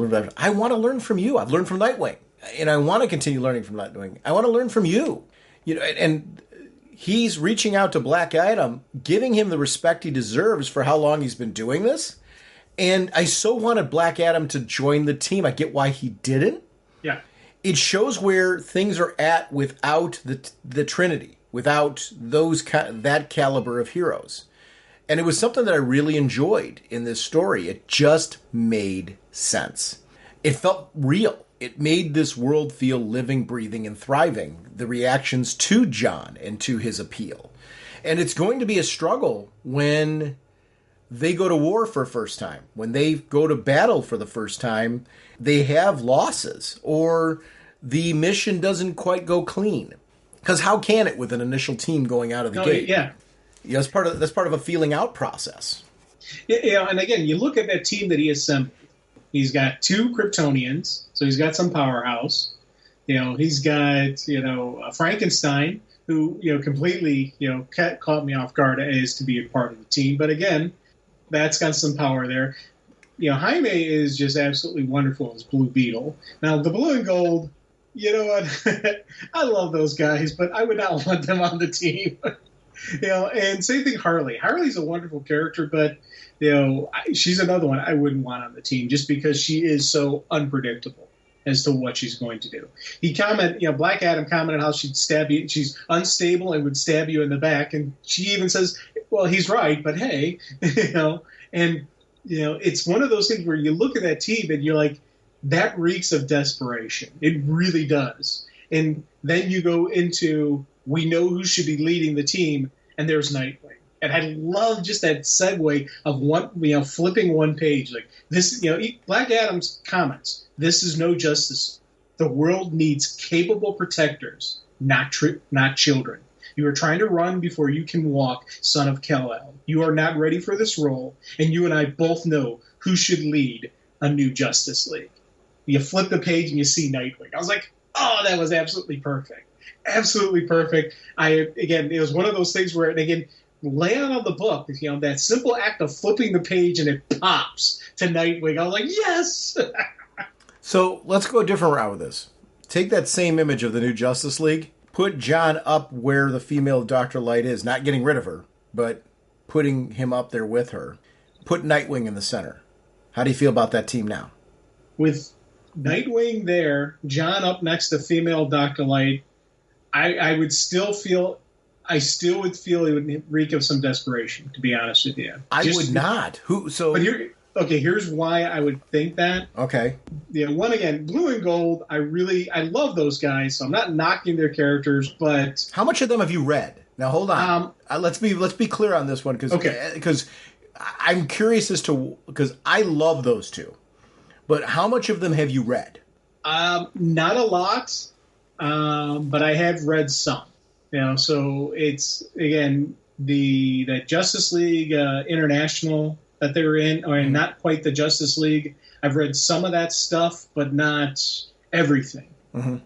I've read more of the recent stuff with the Blue and Gold, just seeing them more as desperate heroes versus but we did have that whole booster run back with the New 52 with him and Hunter, and you learn eventually that Booster is going to become this great superhero that the world has never known. I know that character, but we're not at that stage yet. That's not this Booster. If it was that Booster pretending to be a goofball, then I 100% would say yes, have him on the team. But this is still the goofball version of Booster Gold before he learns everything he learns. And again, Harley, I don't know. Yeah. And his comments about Dr. Light, I don't know which female Dr. Light this is. Is this the one that's been around for a little bit, or is this a young, rebranded, reborn, brand new character? I don't know who she is. And Killer Frost is, again, which adaptation of Killer Frost is this? So there is still some. There's still. What do you mean? Which adaptation of Killer Frost is this? Because she didn't get a reboot. She did. I thought she got a reboot. Where? I guess that's what I'm saying. I'm like some of these characters that I like. So here's the thing I will say with Blue and the Gold. Because of the fact that Ted Kord was dead and he's back again, I think what I'm intrigued about seeing, why I like these two on this team, I kind of want to know, like, where, for myself. So there's a point to what you're saying with them. What we don't know with the Blue and the Gold is, where are they, like, how evolved are, like, where are they at maturity-wise? What have they been through? Who are, and I'm curious to see that. So there could be some strong validity in what you're saying with the Blue and the Gold. It could be the opposite, though, where, like, this is a Blue and the Gold that's been through a lot, and they're at a different point now. And I don't know the answer to that, so I'm intrigued by that. So I'll admit, I like them being on the team because I want to know where they're at. Female Dr. Light's an interesting question because of the fact that we haven't seen that character in a long time. And Black Adam looked at her at one point and was talking about her age, so that confused me because I don't remember that character getting any kind of reboot either. So I'm curious to learn more about how we're looking at the female Dr. Light. Killer Frost, I don't remember her getting any kind of reboot in the comics. I might be wrong on that, but I'm curious. I'm taking it that the last big crisis that we had, right? I think all of the characters got a kind of quasi reboot. That's how I'm looking at it. There's those who remember the before time, those who remember the after time, and all that stuff. Wasn't she on the Justice League at one point in time since then, though? I thought she was on the Justice League before that. She was JLA with because they had her with Adam in the New 52 version, right? Rebirth didn't wipe out the New 52, so that's still her. Rebirth added stuff in. It didn't take anything away. At least that's how I'm taking it. I'm taking this is that same Killer Frost. Probably. Well, I don't know, but here's the thing. I'm not 100% on this. To the point of establishing where we're both at, right? So our understanding right now is we're each a little unique as far as our understanding, or at least what we're intrigued or not intrigued about seeing with the characters. So in the case of Booster Gold and Blue Beetle, you're thinking it's the Bwahaha Booster Gold and Blue Beetle, which I don't know that you're wrong. I really think this is the goofball Booster, and the more goofy Blue Beetle. This isn't the one who's been through all that significant, serious stuff. This isn't the Booster who's done more. This is the initial Booster into this universe, into this time zone, when he's more of a goofball. He's not. This isn't the one who is trained by Rip Hunter, because Rip Hunter is not around right now. But for whatever reason, characters like that you can often see step up in surprising ways. Yeah. I would not want the whole team to be that, but them being there does not. I could see them adding a humor to the team, but also them having a surprising, where you see this internal motivation for them to protect each other, protect the team, do things. Because Ted Kord is very smart too. Yeah. So it'll be interesting to see. I'm just telling you what my motivation are as far as what I want to see from them. I kind of want to see that. I do like Black Adam's point though. Why do you need two Blue Beetles? Yeah. See, for me, I would think we get rid of the Blue and Gold. Mm-hmm. We add an Adam, whether it's Ryan Choi, Yeah, my guess I would say Ryan would be more willing to jump on there because you go back to that couple pages, they had both of them were standing there. Sure. Having done research, I would take those two out, replace them with one Adam, and keep Jaime as their Blue Beetle because again, I think he's got higher power levels than those two. So you're not losing the scientist, but you're gaining more predictability. Again, I would 100% get rid of Harley just because she wants to do good, but her mental state is so unpredictable. She could end up costing the team more. So you get rid of those three, replace with an Atom, add Nightwing to the mix, and you would have a solid Justice League. But he didn't have you got to understand, he didn't have the luxury of that. So he has teams that are people. These are people who are willing to do it. I know willingness to be a part of the team is a key factor. If you've got people who are, we'll go to a word that you've coined in the past, who are reluctant to be there, that does not a good team. You don't want make. that, right? Right. So it's interesting how this mishmash. Some of them get extra credit because they want to be there. Yes. Now, Harley's an interesting one because her response was, really? She's there because she probably sees this as wacky fun. But I'm also looking back to some of the surprising moments she's had in recent Batman issues where we've seen her step up. She's an interesting character. You're right, she's a wild card. John's taken on a team. Yeah. I do think that some pieces that help him out a bit, he's got Kara there, which I think is a huge help. He's got Frankenstein there, which I think is a huge help. He's got Aquaman there, which I think is a huge help. These are some solid, I think Frankenstein's pretty solid. I think Killer Frost, if I'm right, and there's an if on that piece.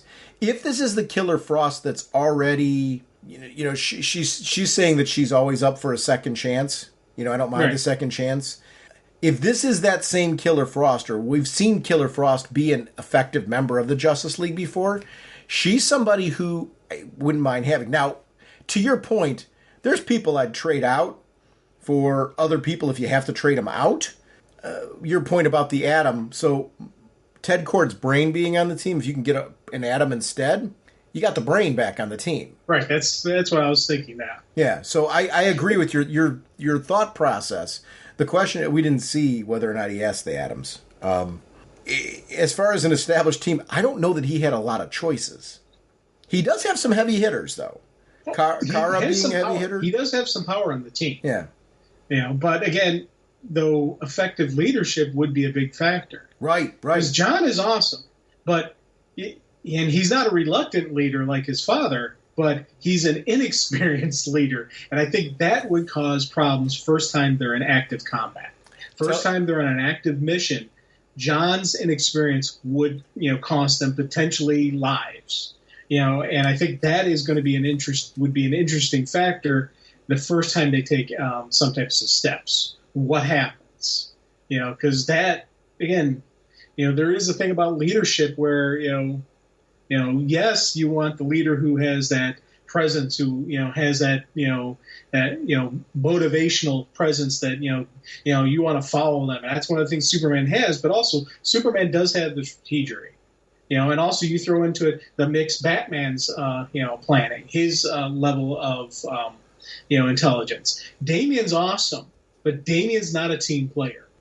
He flat out he's shown that when he was in the Teen Titans, how good of a team player, how good of a team leader he is. Now, granted, Damian, of course, is going to be there. He's always going to have John's back because that's that true friendship those two have. But Damian isn't going to be Batman-level planning because not everyone's going to listen to Damian. Or they're going to be reluctant to listen to Damian's plan because he's not Bruce.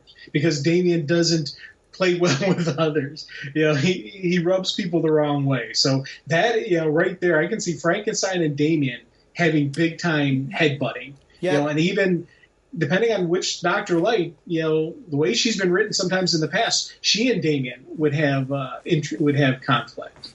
Actually, I can see Damian having conflict with every single person on that team. Now, here's the thing. He went to Damian. I think he had no doubt what Damian's answer was going to be. Mm-hmm. He was there for him. Yeah. So I think it's one of the things where Damien's an interesting wild card, too. You have to be careful with Damien. Damien's a lot more loyal than he's given credit for. And when his loyalty is questioned, there's not one who takes it more personally than Damien. Yes. There is a internal piece of Damien that is far more loyal to a team, even to people on a team that he argues with, than people remember. Damien's a complicated little beast. Yeah. But here's the thing. He went to Damien, and Damien right away supported him. The only piece that Damien said that was his caveat, my father's not dead. He said, I support you, John. And, he's there for him, so he's right there on the team. So there is a loyalty to Damien that he will stand by you. Even though you know that Damien's going to require a lot more work in some cases than other people, but if I'm going into a fight, if I'm going into a battle, and I want somebody who's not going to run from the battlefield, somebody who, if somebody's going to try and stab me in behind, is going to have my back, that person's going to be Damien. Oh, yeah. 100% agree. I would want Damien on my team, but he's going to rub every single person wrong. Just because of his person. He's got an abrasive personality, and, thinking back to the musical thinking back to the musical 1776 when they're talking about John Adams. He's obnoxious and disliked. You know that, sir. Except he's made friends in every story that he's had. So there's an interesting piece with we say that, but that is not blanket true. Look at his relationship with Ravager. He makes friends. He does make friends, yes. So he's an interesting sort of. You can't say this kid is not this. It's not true that this kid's this completely unlikable kid. He has that abrasive exterior, yes, but there is that thing about him that there are people who genuinely like him and are drawn to him. He is somebody who, when I look at that team, he is not somebody I'd remove from the team. He's got crazy mad skills. For as many people as I could see him potentially having battles with, I'm going to go back to one of my favorite Justice Leagues, the Satellite Era League. Hawkman and Green Arrow used to fight all the time. And they're two characters that I love, and I wouldn't have kicked off the team, but they used to fight all the time.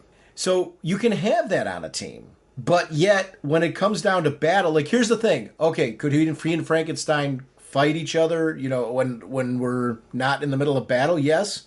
But you don't think those two would stand toe-to-toe fighting off an army together? Well, yeah. And high-five each other afterwards? It's funny. Yes, there would be a volatile relationship during, that calm time where you're sitting down after the fact, where one would say something to the other and insult each other. But those insults may carry over to the battlefield, but they would become a lot more endearing as they're counting who they're taking down. Yes. Legolas and Gimli from Lord of the Rings, right? Yeah. That's Frankenstein and Damien. Okay, yeah. No, and again, you know me, I'll never take Damien off the book because I love him. He's just that wonderful character. And everything you said about him, he does make friends, but it is a process for him to make those friends. That's why he shouldn't be the leader. Right. Not that he shouldn't be on the team. But here's the thing. Who on this team is their strategery? Who is their strategist? Because that role always fell on Batman. And sometimes Wonder Woman was the strategy, depending on the circumstances. So Damien's not the strategy role of this team. Who is the strategy role of this team? Because I don't see one. I don't see somebody who 100% will be able to say, you here, do this, sweep, lay out the game plan, lay out the battle plan. That is the biggest weakness of this team. Right. Nightwing would be the strategery. Nightwing would be that. That's a fair assessment. That's a fair assessment. Now, is there anybody that could surprise us on this team where we'll learn something new about them and they could have elements of that? Maybe. But to your point, actually, this is where I will 100% thumbs up agree with you. That's missing from this team. Yep. And that is a problem. Because I don't know that Aquaman is going to have that. He's a great guy, great character, great hero, good person. Another person who I'd want having my back, but he's not that kind of hero. And like and look, think back to everything Kara's been through. She's a character who's matured. She could surprise everybody, and she could step up in a leadership role, and all that. Because again, she's another one who's been through a lengthy history. She's done a lot, and under the moniker of Supergirl, and sometimes she gets cast aside as being just Superman's cousin, but she herself, in her own right, has done a lot in this universe. She could surprise people, but I don't think she's actually. I don't know if she is that motivated to step up to that role. Here's what you don't know: who is somebody going to surprise us on this team? So here's the thing with John. Are we saying that there's no chance that John would be a good leader? No, I'm not saying that. I 100% John will be a great leader, but I don't think he's got. I don't want to say I don't think he's ready yet, because again, trial by fire, he may step up because we've seen him in his books step up to situations, but we've also seen him stumble. We've seen him, reach out to Nightwing, reach out to various people saying, "Hey, I do need help." He doesn't understand. He does goofy stuff, makes sloppy mistakes. Sometimes. And granted, his heart's always in the right place. He always looks for a way to go beyond. He is Superman. He's not Superboy. He is Superman. So he will always, do everything he can to find another way to save lives. And that's something that 100%, he is. And that kind of leadership, again, is that motivational kind of leadership. But him thinking of his team, what his team needs to do, what they need to do, he's not at that place right now. Now, who knows? Maybe in the fires of combat, we'll see that click, because he does have experience. He does have some training. He's learned from some of the great heroes. But it's one of those things where this is it's one of the reasons that I love Titan Academy so much, is because Nightwing recognizes the young heroes need training in multiple stuff, not just how to successfully use your powers. You need to know what it is to be a hero. You need teamwork training. You need drills and stuff like that. That's one of the reasons I love Titan Academy. And part of me wishes John would have gone to Titan Academy and actually learned from them. That would have been a really cool story arc with Superman at the Academy. And here's going to be the problem with Titans Academy. I think that's the last place you're going to want to be. Well, right now. I think that's going to go bad. I think what's going to happen, unfortunately, with this Justice League, and talking about where things are heading, because that's where we're just talking about them as an isolated team, as if things were normal, if it was the normal DC universe, right? This is not. This is one where the villains know the Justice League is gone, the Trinity is gone, the heavy hitters are gone, and even with this new Justice League, they know the Titans are not protected. So here's what's going to happen. Can this mishmash league come and make a difference during the battle with the Titans, Deathstroke's crew, or not? And are we going to see them step up? I think there's a good possibility where you're going to see people in that. When I look at that team, I see the potential for a lot of people who could step up and surprise you. Are they ready for that? I don't know. And that's it's going to go one of two ways.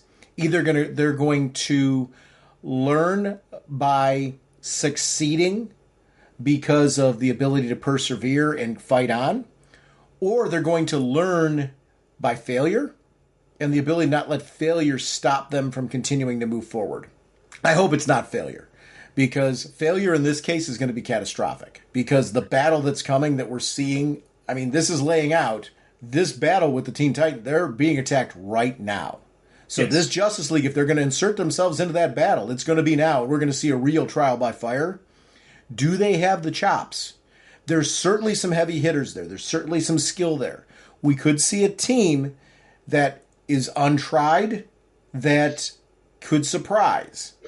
Really worried that this first battle is not going to go well. And we're going to see a lot of death, a lot of injuries, a lot of, and I'm not talking about on the Justice League, I'm talking about in the people that they're charged to try and save, which is going to be the Titans. I think Titans Academy is in big trouble. I think Titans Academy is in huge trouble, and I think there's going to be a high body count within the Titans, and I feel bad about that because I really like them. I do too. I think what they've got coming at them is catastrophic. I mean, I think it's going to be huge. But I'm going to be curious to see what happens when these heroes need to step up. What does that look like? And does anybody else show up on the scene? Does any of the people that said no, do they show up? Do they? The call to arms, when they throw out a general all points, Titan Academy is under fire. What heroes step up? What if Batman shows up? What if Wonder Girl shows up? Yeah. What if some of these people show up that said no initially, and that changes the tide? What if that helps them make their decision? Maybe I need to stick around. Maybe I do need to be a part of this. Maybe I need, oh God, yeah. These are all stuff that would be absolutely wonderful. I'd love to see that. Or will their own failures? Will they hit their own battles that make them want to be a part of the team? And unfortunately, is it going to be failure of this first team that leads to 2.0? I don't know. Yeah. I'll tell you, I'm worried about Chupacabra for some reason. I love that kid. I do too. And granted, he's down. Wait, but I can tell you the reason you're worried about him. He's got a bomb strapped to his chest. Yes. Yeah. So that, big time. And again, Dick Grayson's sitting right next to him when it blows. So how does Grayson survive that? And you see the part of the building that blows up. How did Dick Grayson survive that? Right. I'm going to be very, very curious to see where this all goes. It is a very, very cool story. It's exactly what it's saying. It's Dark Crisis. I mean, boy, they set up, and that's what I mean by prologue. I feel like they set up a whole bunch of stuff in this issue and left you with boom. But here's the thing. Do you think they killed off Dick Grayson right there? No. Because that was something that was the other side. I don't think they did. Nope. But that was something I was wondering, if this whole issue they're setting up that Dick Grayson should lead the new Justice League, then they're laying down the groundwork, and then they kill him off right there. And this actually is the death of Dick Grayson. Because you think that, because in the room that they're at, we have Cyborg, Starfire, Raven, and Grayson. Right. That's the room they're in. So you've got that level of powers. We know the explosion goes off, but could one of them done some type of shielding? And what's his name? I always forget I always call him Bubble Boy, but he's not. He was right there. He could have absorbed damage and maybe saved the team. See, here's the reason why I think Dick Grayson's not dead. Others will come to save them, and will take care of them too, but leave the teachers to me. Yeah. I think Deathstroke does. I think the teachers are pretty safe right now. I think we're going to get ugly, though. I think it's going to get really ugly. There's going to be a high body count on this, unfortunately. Yeah. I think he's trying to send a message. Yeah. Well, he wants to. He doesn't want to destroy the tower. He wants to torch it and make sure no one even thinks of becoming a costume hero anymore. This is going to be, if you try to become a hero, this is what happens to you. Yeah. This is the definition of a power play. Yeah, big time. And this is huge. So, no, I don't think Dick Grayson's dead. Now, could he be really hurt? Could this take him out of the game? Could this be an emotional blow to him? Maybe. I do think they're establishing Dick Grayson as being very important. Now, are they establishing that by taking him off the table and showing what happens when he's off the table? Maybe. I guess I don't, this is just me speculating again. So you might feel differently, and kudos, fine if you don't, because I'm speculating. I've got nothing backing this. I feel like right now with what they're doing with him, he's a very important character to the story. But I think this battle is an example of what could keep him busier with other things. I don't know. Curious. I'm very curious to see where this goes. I know. Again, this is just a great, moment that is one of the things one of the reasons I really love this story is because of how you have this whole side story. You're thinking, okay, this is the birth of a new Justice League. Oh no, it's something even more. That one page, and again, it was something I didn't initially catch, that Chupacabra had the bomb strapped to his chest. I didn't initially see that. I was so focused on everything. Oh, okay, a bomb. Well, okay, yeah, it's the attack and this and that. And then as I went back, I was looking at the page. I'm like, oh, that bomb's right to his chest. Grayson's sitting right over on top of him. And that's where it got me thinking, could they kill him off? Would they kill him off? And I think, I'll be honest with you, the other thing I'm wondering, they show John flying off after being very deflated by Black Adam. Yeah. Is he flying to Titan's Tower right now? So John's flying to Titan's Tower. He hears the explosion, and so Superman's going to be the one who flies in first. Well, of course, here's the reason why he'd be flying there. Black Adam told him who should be leading the team. Yeah. So, yeah, I do think John's on his way there. I don't know how fast the new Justice League will be able to get there. Well, here's the thing, but I do think the saving of Dick Grayson might come from John. Yeah. Hopefully it'll come from John. Hopefully he's not too late. I know. Yeah. It's like they can't kill off Dick Grayson. They can't do that. I'll be so mad if they did that. Again, even Beast Boy, I don't want them to kill off Beast Boy. But if they did, if that was the death of Beast Boy right there, that would be a holy crud moment. And I would think they would show more than just the bang. You know, they would actually show, they would do like they did with Blue Beetle, where they left it 100%, yes, he's dead. So that's why I'm thinking Beast Boy's safe. Yeah. What do those targets on people mean? Like that's John Deathstroke. That's Deathstroke's eye. But Deathstroke's eye, so he has a target on John. So he knows John's coming. Right. Is what we're saying there. That's what I think it is. Because all those targets, I thought every time we see that, that's been him following and him, tracking them. Yeah. I'm assuming that's Deathstroke. Okay. But again, I could, but really with him looking at Beast Boy, it's the same line of sight. So that's what I think it is. Okay. Yeah, I'm not disputing that. It's funny, actually, anything out of this where I may have been where I feel differently than you do. It's just that it's speculation. Exactly, and that's half the fun. When you get into these series, half the enjoyment of them is the fact that you start speculating on what you think's going to happen and what where do you think the series is going to go. Some of it's gut you're going off of based on emotion that you felt during the series, or people that you're in your mind you're trying to protect. Like, oh, they can't take him off the table, but they could. Could Dick Grayson have been blown up there? Yeah. Do I think that's likely right now in the story? I don't, but that's only because I've got in my mind some assumptions on where I think this is going that could be proven wrong in issue 2. That's part of what draws you in, though, right?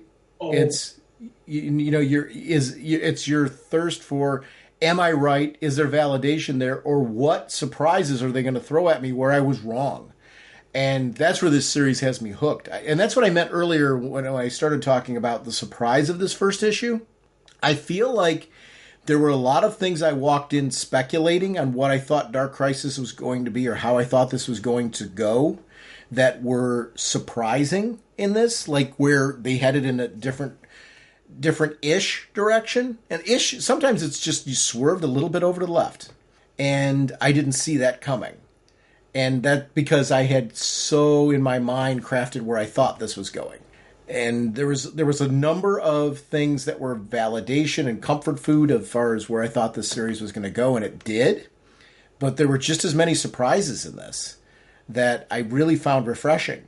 And it actually, I'm glad you said earlier that it was coming off that I wasn't as excited as you are, because no, I would say the opposite. I would say I think you were equally as excited about this. I think what's surprising me is what I'm excited about.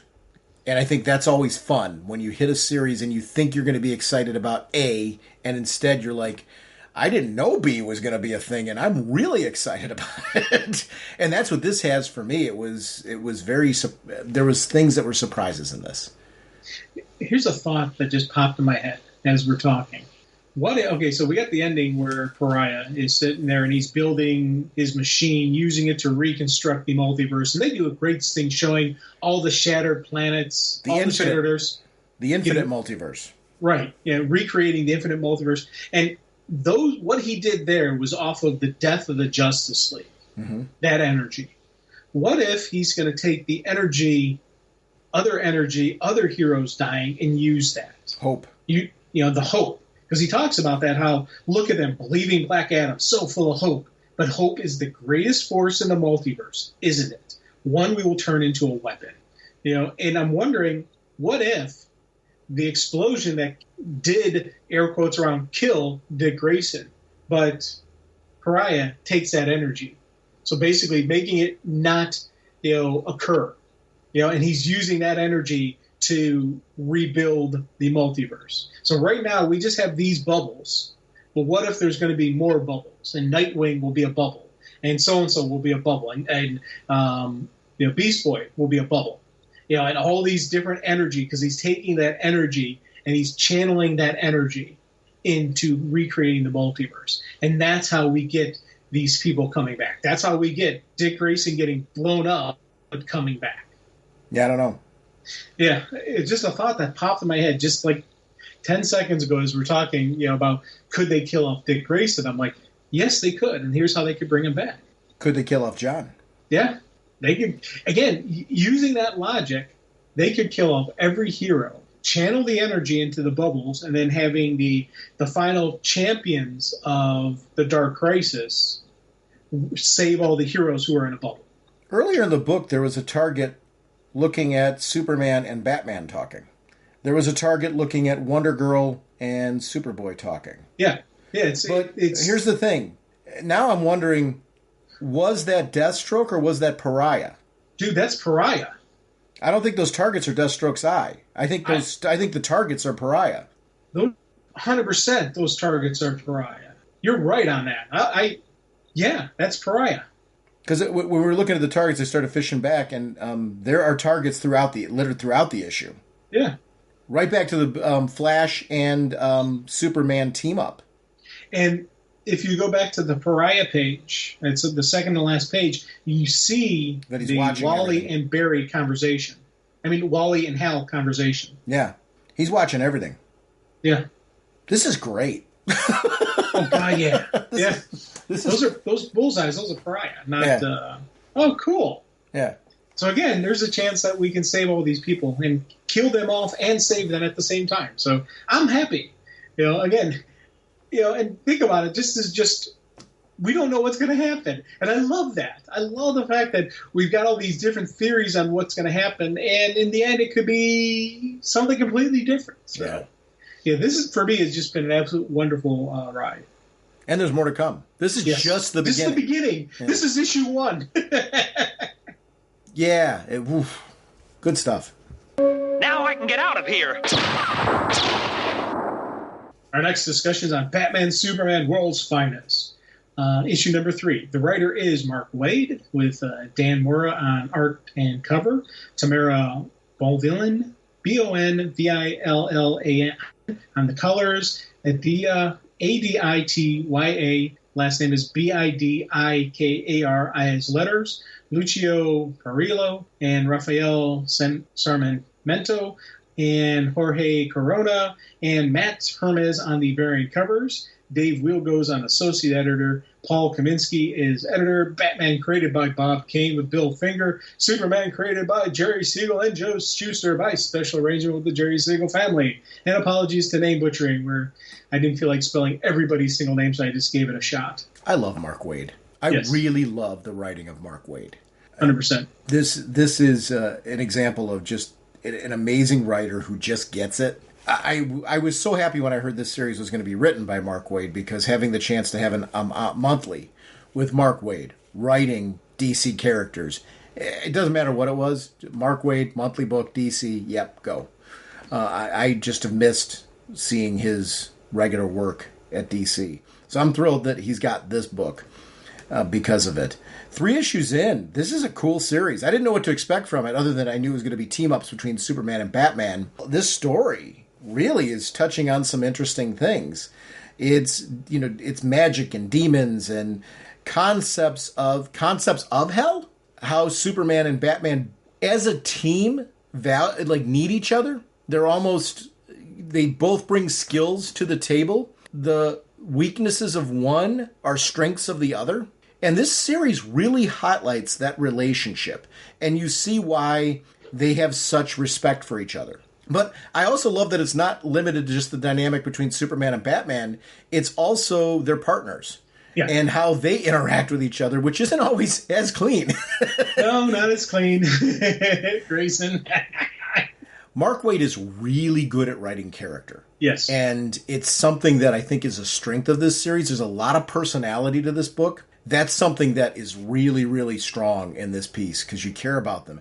I love that we get characters like Billy Batson. We know that's Captain Marvel, but he can't change because due to magic, there's a spell that's keeping his mouth. Yes. From, being able to open his mouth. His mouth doesn't exist. Well, and I love the fact that that's what Faust was told. You capture this kid, but don't let him speak. Yep. They didn't tell him why. Because the big bad in this doesn't want Faust to know that that's the power of Shazam, because Faust would steal it for himself. Uh-huh. So you want to keep him out of the play, though. And again, great setup for Superman and Batman. Usage of magic against Superman. Usage of magic against Batman. I've loved, again, leading into this. Just was a great Batman Superman story, but opening up with them in hell. I like the fact that it was Bruce was out of his element here, and he didn't have a solution for this. And it was Clark who was able to just stop and focus, and he used his hearing to identify which one was Faust. I love that Clark was the one who really saved the day on this, and it doesn't take away anything from Batman not being able to make the solution for it, but it adds to why these two are such a great team together. We talk about Batman as the skeptic. Clark was a skeptic in this one. Yeah. Clark was looking at the situation like, this can't be happening. This is not real. He saw it wasn't real, but used his powers to validate it, to find reality in the fiction that was being crafted in front of him. I loved that moment. I mean, it was really cool. We talk about sometimes, it's funny, we just got done talking about a whole segments talking about how you need a strategist in Batman on the team. We forget Clark has a lot of strategy to him. And it manifests in a different way. It looks different, but he's a very strategic hero. He's got skills, he's got experience. And that was a great example of he's had to hone himself and discipline himself. That's where they have their action. It's funny.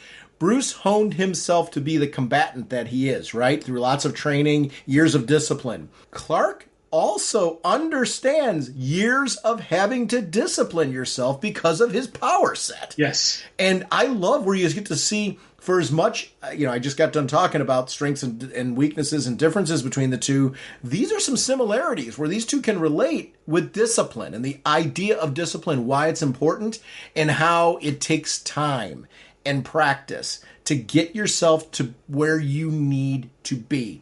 Clark's discipline paid off here because it's something only he could bring to the table, where the discipline of being able to shut everything else out, everything that's being thrown at you, and being able to focus on that, to find that one thing to focus on.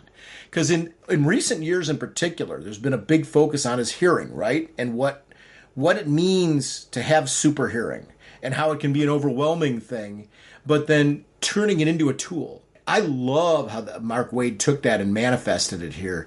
I've never seen that done in this fashion in a Superman story. I love that. I thought it was it's something that's so logical, paid off so well, and just I don't remember that kind of moment existing before. No, that was awesome. Again, you gotta love that, and he didn't want to just blindly start shooting. He used the batarang just to make sure it wasn't an innocent bystander. Once he hit contact, boom, zap with the heat vision in the shoulder, and non-lethal, violent, absolutely wonderful. And I love that. Again, this story has been one of those things where they kept doing little stuff like that. Like, I never saw even remotely thought the Doom Patrol tying in with Batman and Superman, and that they would work so well together. Yep. But again, this is a great team up of Batman, Superman, Doom Patrol, Nightwing, and Supergirl. Absolutely, I was like, that's a 3 team ups that I never once thought would be. Oh yeah, this would be a great story. And it is. Yeah. And it's totally driven by, to your point, those team ups. They're unique team ups, things that you don't normally expect. You get why Batman went there, though, because who is the team? Niles Caulder. I'm butchering his name.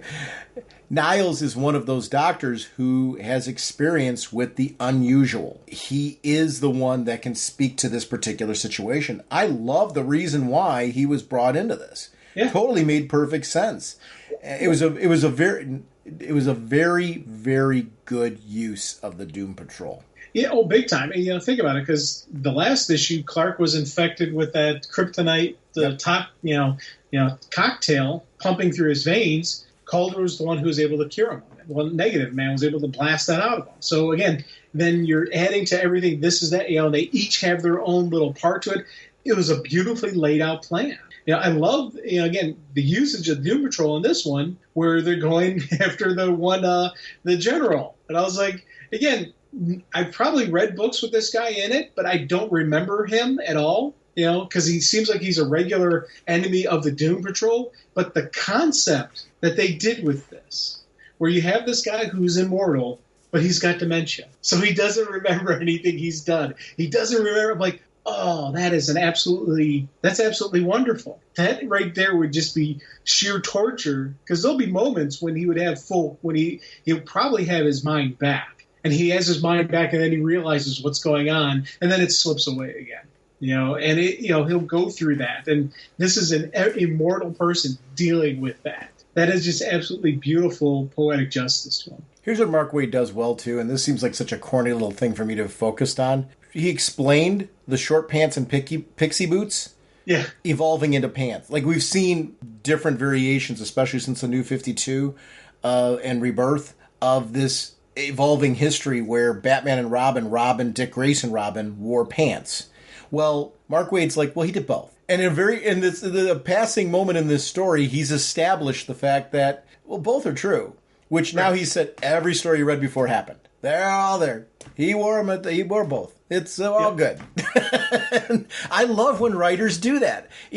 Continuity fixes are such a great thing when you've got really talented writers who are like, well, we can fit all that in. We'll make it all work. And that's Mark Waid's always been very talented at doing that, and he didn't have to do that in this story because it's not really something that was needed. But in showing it actually showed a time progression of the relationship between Supergirl and Dick Grayson. Like, these are people that have known each other for multiple years. Batman and Superman have had multiple team-ups. Therefore, their respective partners have had multiple team-ups. And the relationship hasn't always gone well, but we see it evolve over time using the changing outfits as a way to show time progression. I thought it was a really smart tool that added another layer of, and we can kind of explain this little continuity piece as well. Well, again, and I like the dynamic between those two, basically because Dick Grayson was flirting with somebody while he was on a date with her, or while they're on an assignment. Couldn't completely understand if it was a date or if it was just an assignment, or if they were just hanging out and he's being Grayson. And I love, just the notion of Dick Grayson trying to date the various female superheroes, and sometimes things go well, sometimes things go poorly, but they both have to be professional throughout it. So just these two dynamic that these two had going throughout this, so far has made me just. Actually, I've absolutely been a true joy reading that. I love that. And again, I want to see the actual event that caused the rift between them. I want to see that date. Yeah. I want to see what actually happened. How much of it was Grayson's fault? How much of it was, not, was it a misunderstanding? Was he really being, a jerk about it? What happened? Because I can see it both ways, to be honest with you, because this is the younger Grayson. This is, the younger, he's still Robin even. So it's, I can see him doing something stupid like that. And I don't know. It's little, and it's, again, little side stories that doesn't take me away from the fact that they're in 1579 BC China. Trying to figure out how to stop this evil monster by going to the original people who defeated them. And naturally, they assume they're the bad guys. Because they show up in strange outfits carrying the sword of Nezra. Yes. And that was something I thought that was really cool. Or Nezha, I think is right. Nezha, whatever. But they show up carrying this sword. Kara's like, hey, listen, you want them to think we're not a threat? How about start by dropping the sword so that way they know that we're not a threat? Eventually the battle stops and they're having a conversation around it where they hit like this stalemate. I love that taking off the mask is one of the go-tos where Dick takes off his mask. Look, we got nothing to hide. Right. You know, it's all we need to know is how to beat him. We're on the same side here. We want the same outcome. Talking about that history and the fact that they crafted this special tomb to hold the devil. That tomb, it's not just the tomb, it's being able to seal up the door is part of the problem. You idiots have broken the seal. Well, and I think the seal takes the sacrifice. Yeah. Is my guess, is because they're like sitting there. There's still a matter of sealing the door. Okay, that last part doesn't sound so hard. Why aren't you telling us? And then you can just see the look on there. Like, well, I'm betting there's a sacrifice that's required. Yeah. And the question is, who does the sacrifice? How does that work out? I don't know. I like that this story doesn't, besides Doom Patrol, the idea that Superman and Batman would have relationships with the Flash, would have relationships with Wonder Woman, and the fact that in order for this mission, because of how big and how worlds and multidimensional scaling it is, it would include people like the Flash. It would include people like Wonder Woman, and they're showing up on the scene where both Barry and Diana are impacted by the fact that this devil Neza has increased the power set of the enemies of both Mirror Master and Dr. Alchemy are both like souped up because of relationships with this devil who is playing a manipulator. That part was really great. It was great to see Superman and Batman having to deal with villains of some of their colleagues because their colleagues have been taken off the table due to the power set, where they're really making cameos. Yeah, and again, it's beefing up the power of the bad guys. Again, it's really showing Bruce and Clark having to do a little bit extra to save their friends. Yep. And one of the things I loved was when, Green Lantern shows up. Oh, yeah. And again, you see him, I'm like, oh, okay, Hal's there now. Maybe, what's going on there? Oh, no, Hal's being manipulated as well. And I was like, that is absolutely wonderful. Yeah, exactly. And that's where Bruce starts to realize, how does he even know this? Like, how does he have this information? He goes to Alfred, and he wants to use the Bat computer to see if anyone's accessed the Justice League servers. It's not the Justice League that they've accessed. They've compromised the Batcave. Yep. Well, they've compromised Alfred. Yeah. And that, for me, again, you're like, oh, no. Because that is absolutely brilliant ending, because you got Hal capturing Superman and Batman. Yep. Bruce goes to Alfred. Alfred's compromised. Talk about a brilliant ending to an issue. This book was one of those things where it flowed through one boom, boom, boom, boom, boom. The action just keep playing out one after another. It's a page turner for a lack of better terms, because you really do see these heroes having to do some serious step up to get the job done. And Art had to establish a lot of locations because they jumped to multiple locations. This is a jet-setting, world-stomping issue, dimension-hopping issue, time-hopping issue. So there's a lot going on, and I thought the art team did a really great job of establishing the world and the rules, and did a really great job of establishing what time period of Superman and Batman we're seeing based on their outfits.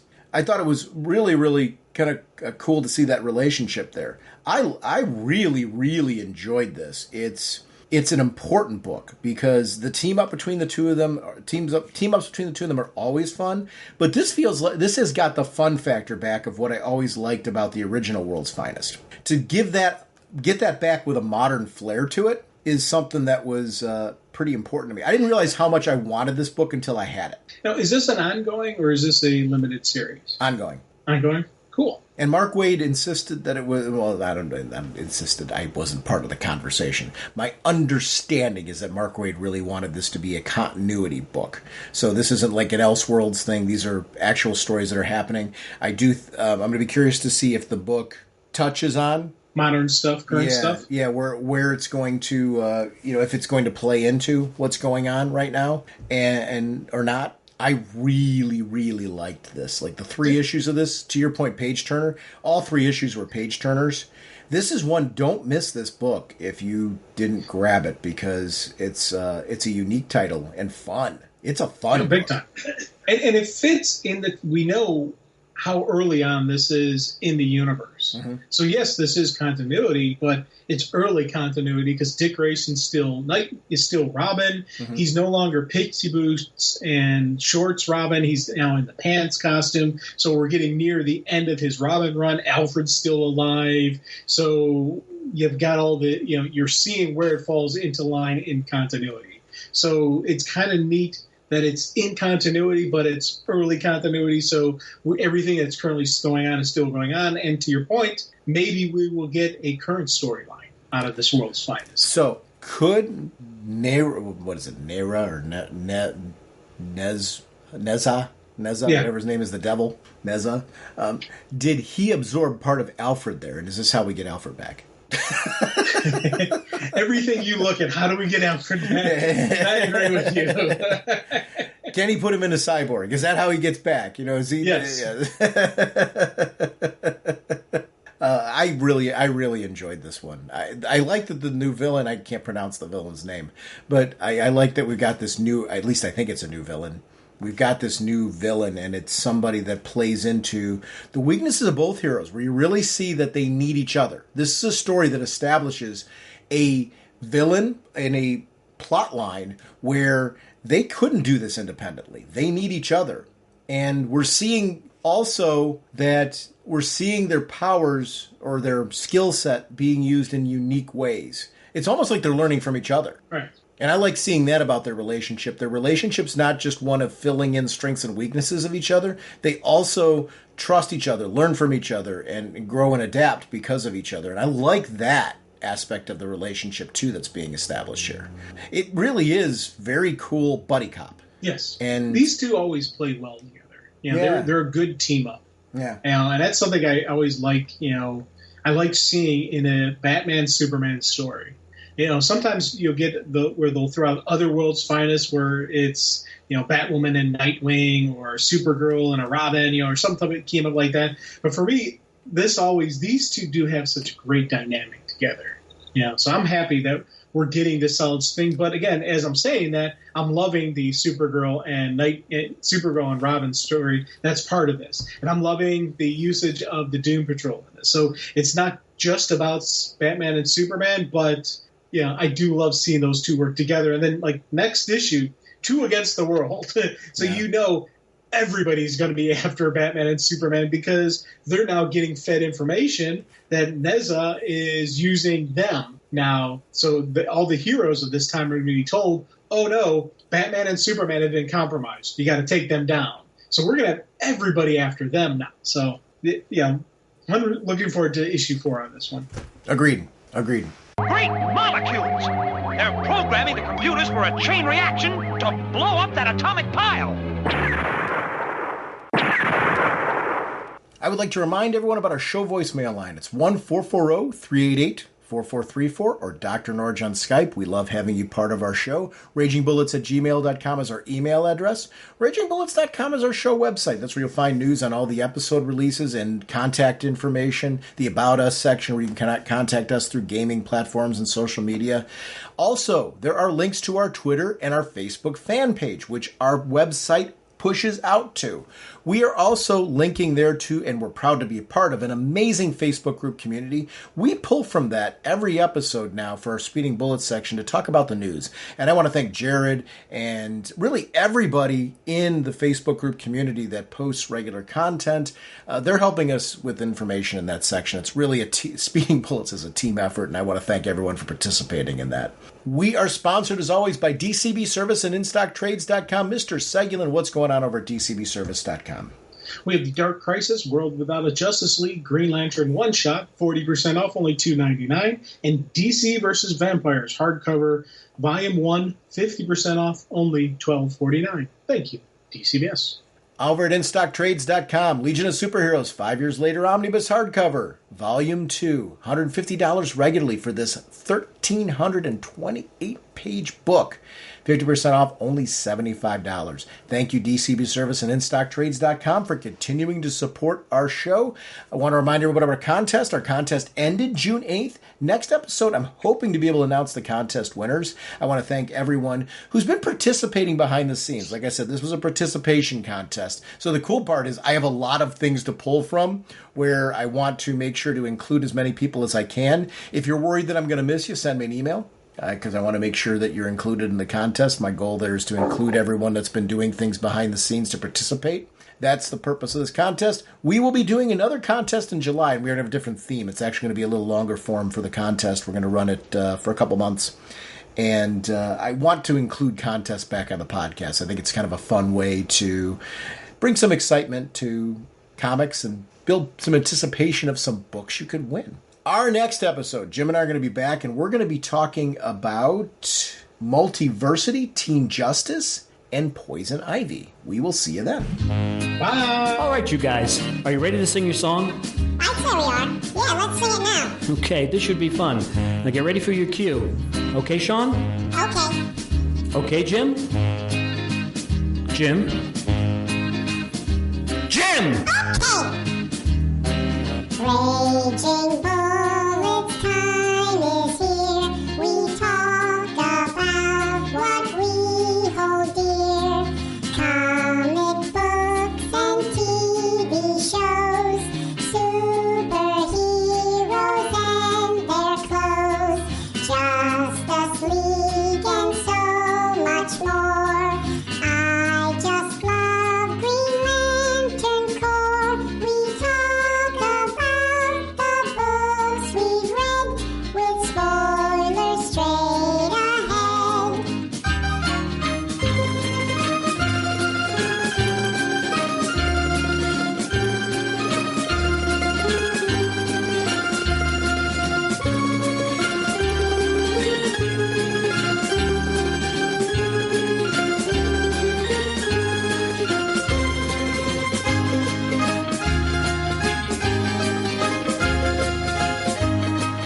Okay, fellas, get ready.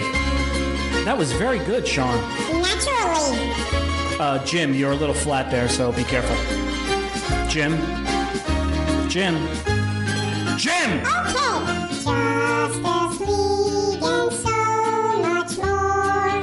I still love Green Lantern Corps. DC Comics are what we know. The Raging Bullet Show.